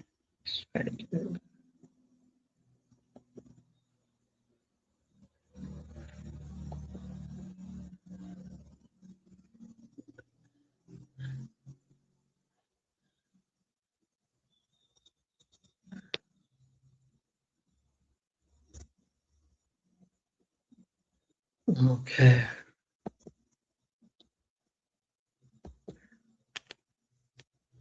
So I'm going to read Colossians chapter 3, verse 11 in the New Testament, where there is neither Greek nor Jew, circumcision nor uncircumcision, barbarous, bond nor free, but Christ is all and in all. See, this scripture right here is an injection. Christ is in all and is all, but Christ is all and is in all. Come on, people. This is an injection in Colossians chapter 3, verse 11. We on law number 257. You got to be circumcised. And I don't heard Hebrew Israelite elders say, oh, as long as your heart is circumcised, the heart have to be circumcised. It's okay for you to eat the Passover, as long as your heart is circumcised and you've been baptized. No, the God of Israel say, every Hebrew male, when they are 8 days old, must be circumcised. You can't eat the Passover. You can't do nothing if you're not circumcised. Law number 258. A priest in a state of impurity may not eat from a sacred donation. Leviticus 22:4.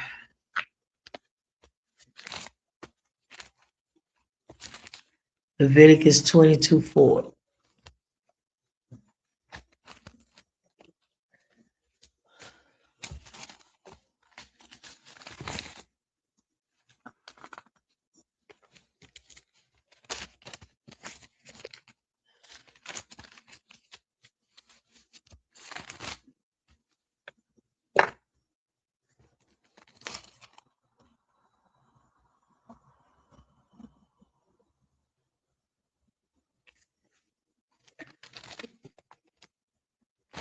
Leviticus 22:4.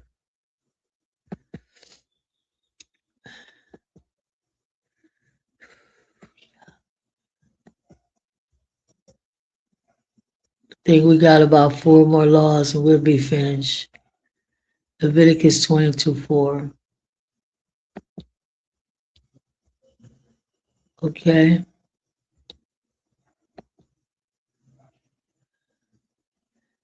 What man soever of the seed of Aaron is a leper will have a running issue. He should not eat of the holy things until he be clean. And whosoever touch anything that is unclean by the dead, or a man who sees goeth from him, or whosoever touch any creeping thing whereby he may be made unclean, or a man of whom. So anyway, it's saying right here,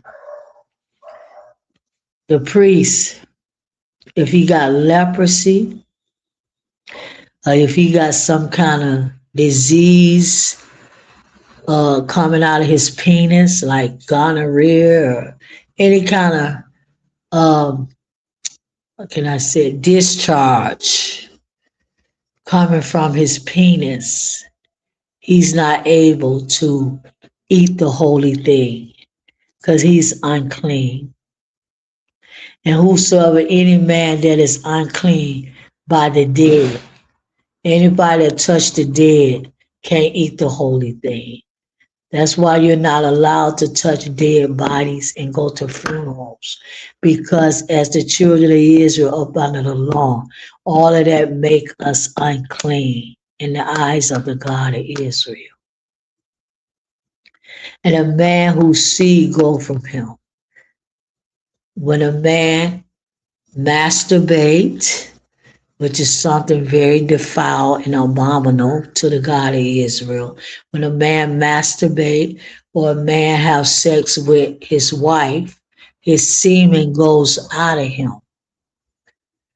He's considered as unclean at that moment. I think he have to wait till the sun go down before he and take a bath. You have to take a bath. After sex, you're supposed to take a bath. If you masturbate, which you should never masturbate, because it's against the God of Israel, and it's a bad, bad sin to masturbate. The God of Israel never told you to waste semen on your hand. He said, put it inside your wife. That's where your semen's supposed to go, your sperm, inside your wife, not in a sock, not on a rag, not on a piece of tissue, not on the floor, none of that. But anyway, you are considered as unclean until the sun goes down. So you're not allowed to eat the holy thing of the God of Israel, the tithing of the corn and the grapes, and you're not allowed to. Next law. Law number 259. A priest's daughter married to a layman may not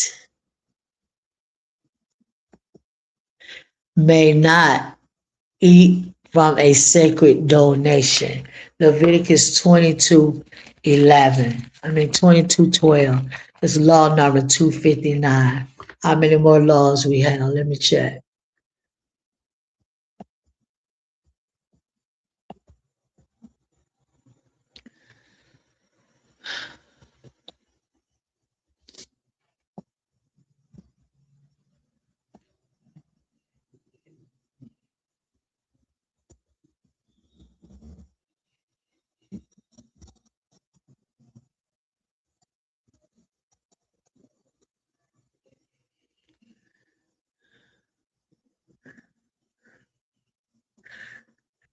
51.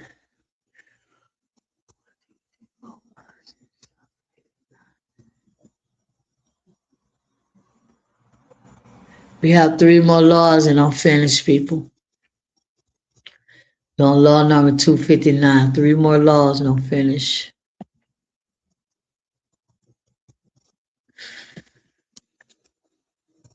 Leviticus 22:12. For law number 259, a priest's daughter married to a layman may not eat from a sacred donation. Leviticus 22:12. Leviticus 22:12.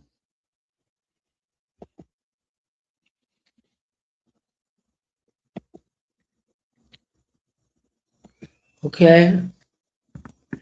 If the priest's daughter also be married unto a stranger, she may not eat of an offering of the holy thing. But if the priest's daughter be a widow or divorced, see that? You are able and allowed to divorce a man. The man don't want you. The man is not doing what he's supposed to do as a man concerning his wife.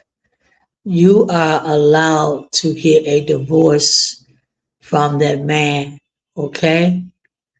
Don't believe that madness the Christian church teaches you that you can never divorce a man. It's a sin. No, it's not. It's up under the law of the God of Israel that I'm able to divorce any man that don't treat me like right and don't find no favor in my eyes anymore. But it say here, but if the priest, Leviticus 22:13 for law number 259, but if the priest's daughter be a widow or divorced, see, and have no child, and is returned unto her father's house, as in her youth, she shall eat of her father's meat, but there shall no stranger eat thereof. If the priest's daughter also be married unto a stranger, she cannot eat the tithing of the God of Israel, which is food. Law number 259, Leviticus 22:12. If the priest's daughter be married to a stranger, it says, she cannot eat of the holy thing of the God of Israel, which is tithes. She can't eat the corn. She can't eat none of that because she is married to a Gentile. A Gentile is a stranger. The God of Israel don't want you to marry Africans and Spanish and white people. No, we can only marry Hebrews. So it's saying right here, if the Leviticus priest, Aaron, his daughter, if she married to a Gentile, she cannot eat the tithes, which is food. But if the priest's daughter be a widow, see, if her husband dies, see, or divorced, if the priest's daughter is a divorced woman and have no child and is returned unto her father's house, as in her youth, she shall eat of her father's meat, but there no stranger can eat.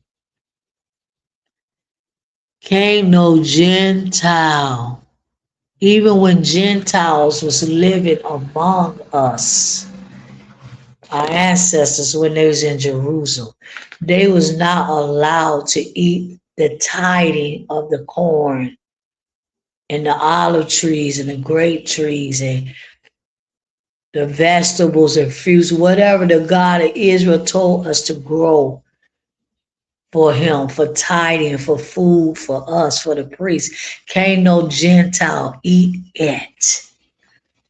It's only for the children of Israel. to eat the tithing of the God of Israel. Tithing is not food, and it will never be. I'm sorry, tithing is not money, and it will never be money. It will always be food. It's sacred. It's sacred, people. It's sacred. The wine that the children of Israel made, sacred. The liquors that the children of Israel made was sacred. Everything belonged to the God of Israel, was sacred. Next law. So that cleared that up about I can only marry one man, and I'm always going to be that one man wife because it's a sin for me to divorce him. No, it's not. Next law, law number 260. We have two more after that and I'll finish.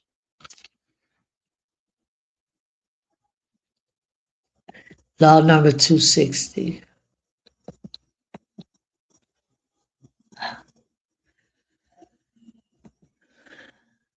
Levites are to receive and mark tithes each planting year.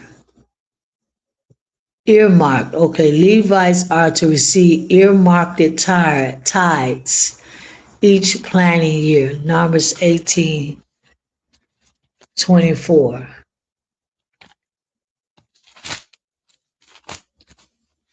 Every planting year. Numbers 18:24.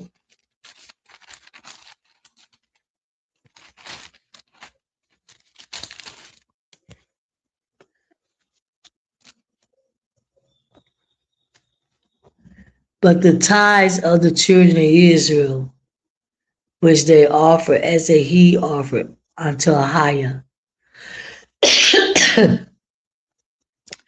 Excuse me. I have given to the Levites to inherit. Therefore I have said unto them, among the children of Israel, they should have no inheritance. Next law. Every time the children of Israel planted their food for their tithing or their tithes, the children of Israel, the Levites, they was the only ones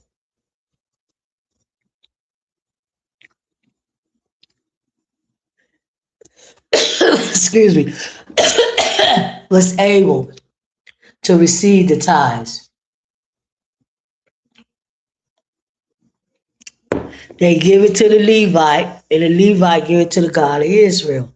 That's how they go. Law number 261, last one coming up. 262 is our last law. To set aside the second tithe, Deuteronomy 14:22.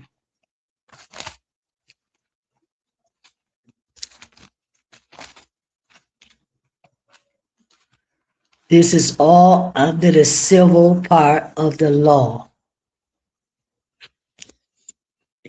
Deuteronomy 14:22. One more law after that, and I'm leaving people. Deuteronomy 14:22.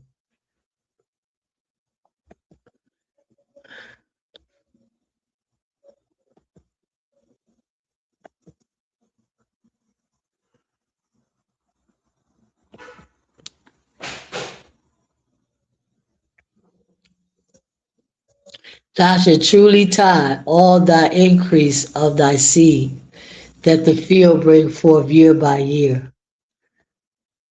And thou shalt eat before Ahayah thy God, and the place which he should choose to place his name. There the tithe of thy corn, of thy wine, and of thy oil, and the firstling of thy herds and of thy flocks, that thou mayest learn to fear Ahayah. So thou shalt truly tithe. Tithing is food. food. You notice the Christian church don't read none of this. They go right to the New Testament scriptures where it talk about sowing a seed. Sowing a seed ain't nothing but food. And they twist the scriptures. Okay? Thou should eat it wherever the Ahayah chose to put his name. He chose to put his name in Jerusalem. Thy corn of thy wine and thy oils. Okay? Hebrews. Last law for today. Not to spend its redemption value on anything other than food, drink, or ornament. Deuteronomy 26:14.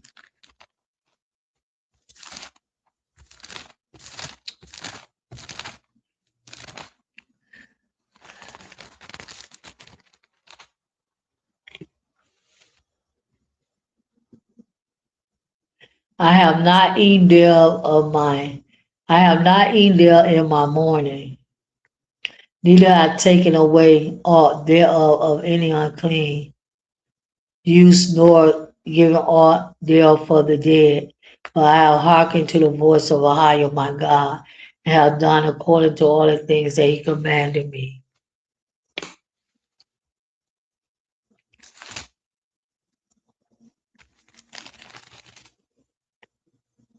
Okay, with that people,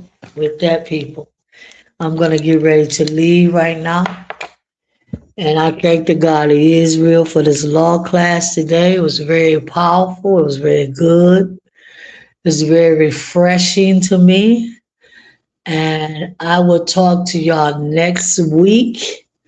Next Monday, we will pick it up at law number 263. Not to eat from the tithe while unclean. We'll pick it up right there. We're in the civil part of the law. Okay? Talk to y'all next week. Subscribe, like the video, and share it. Ahayah.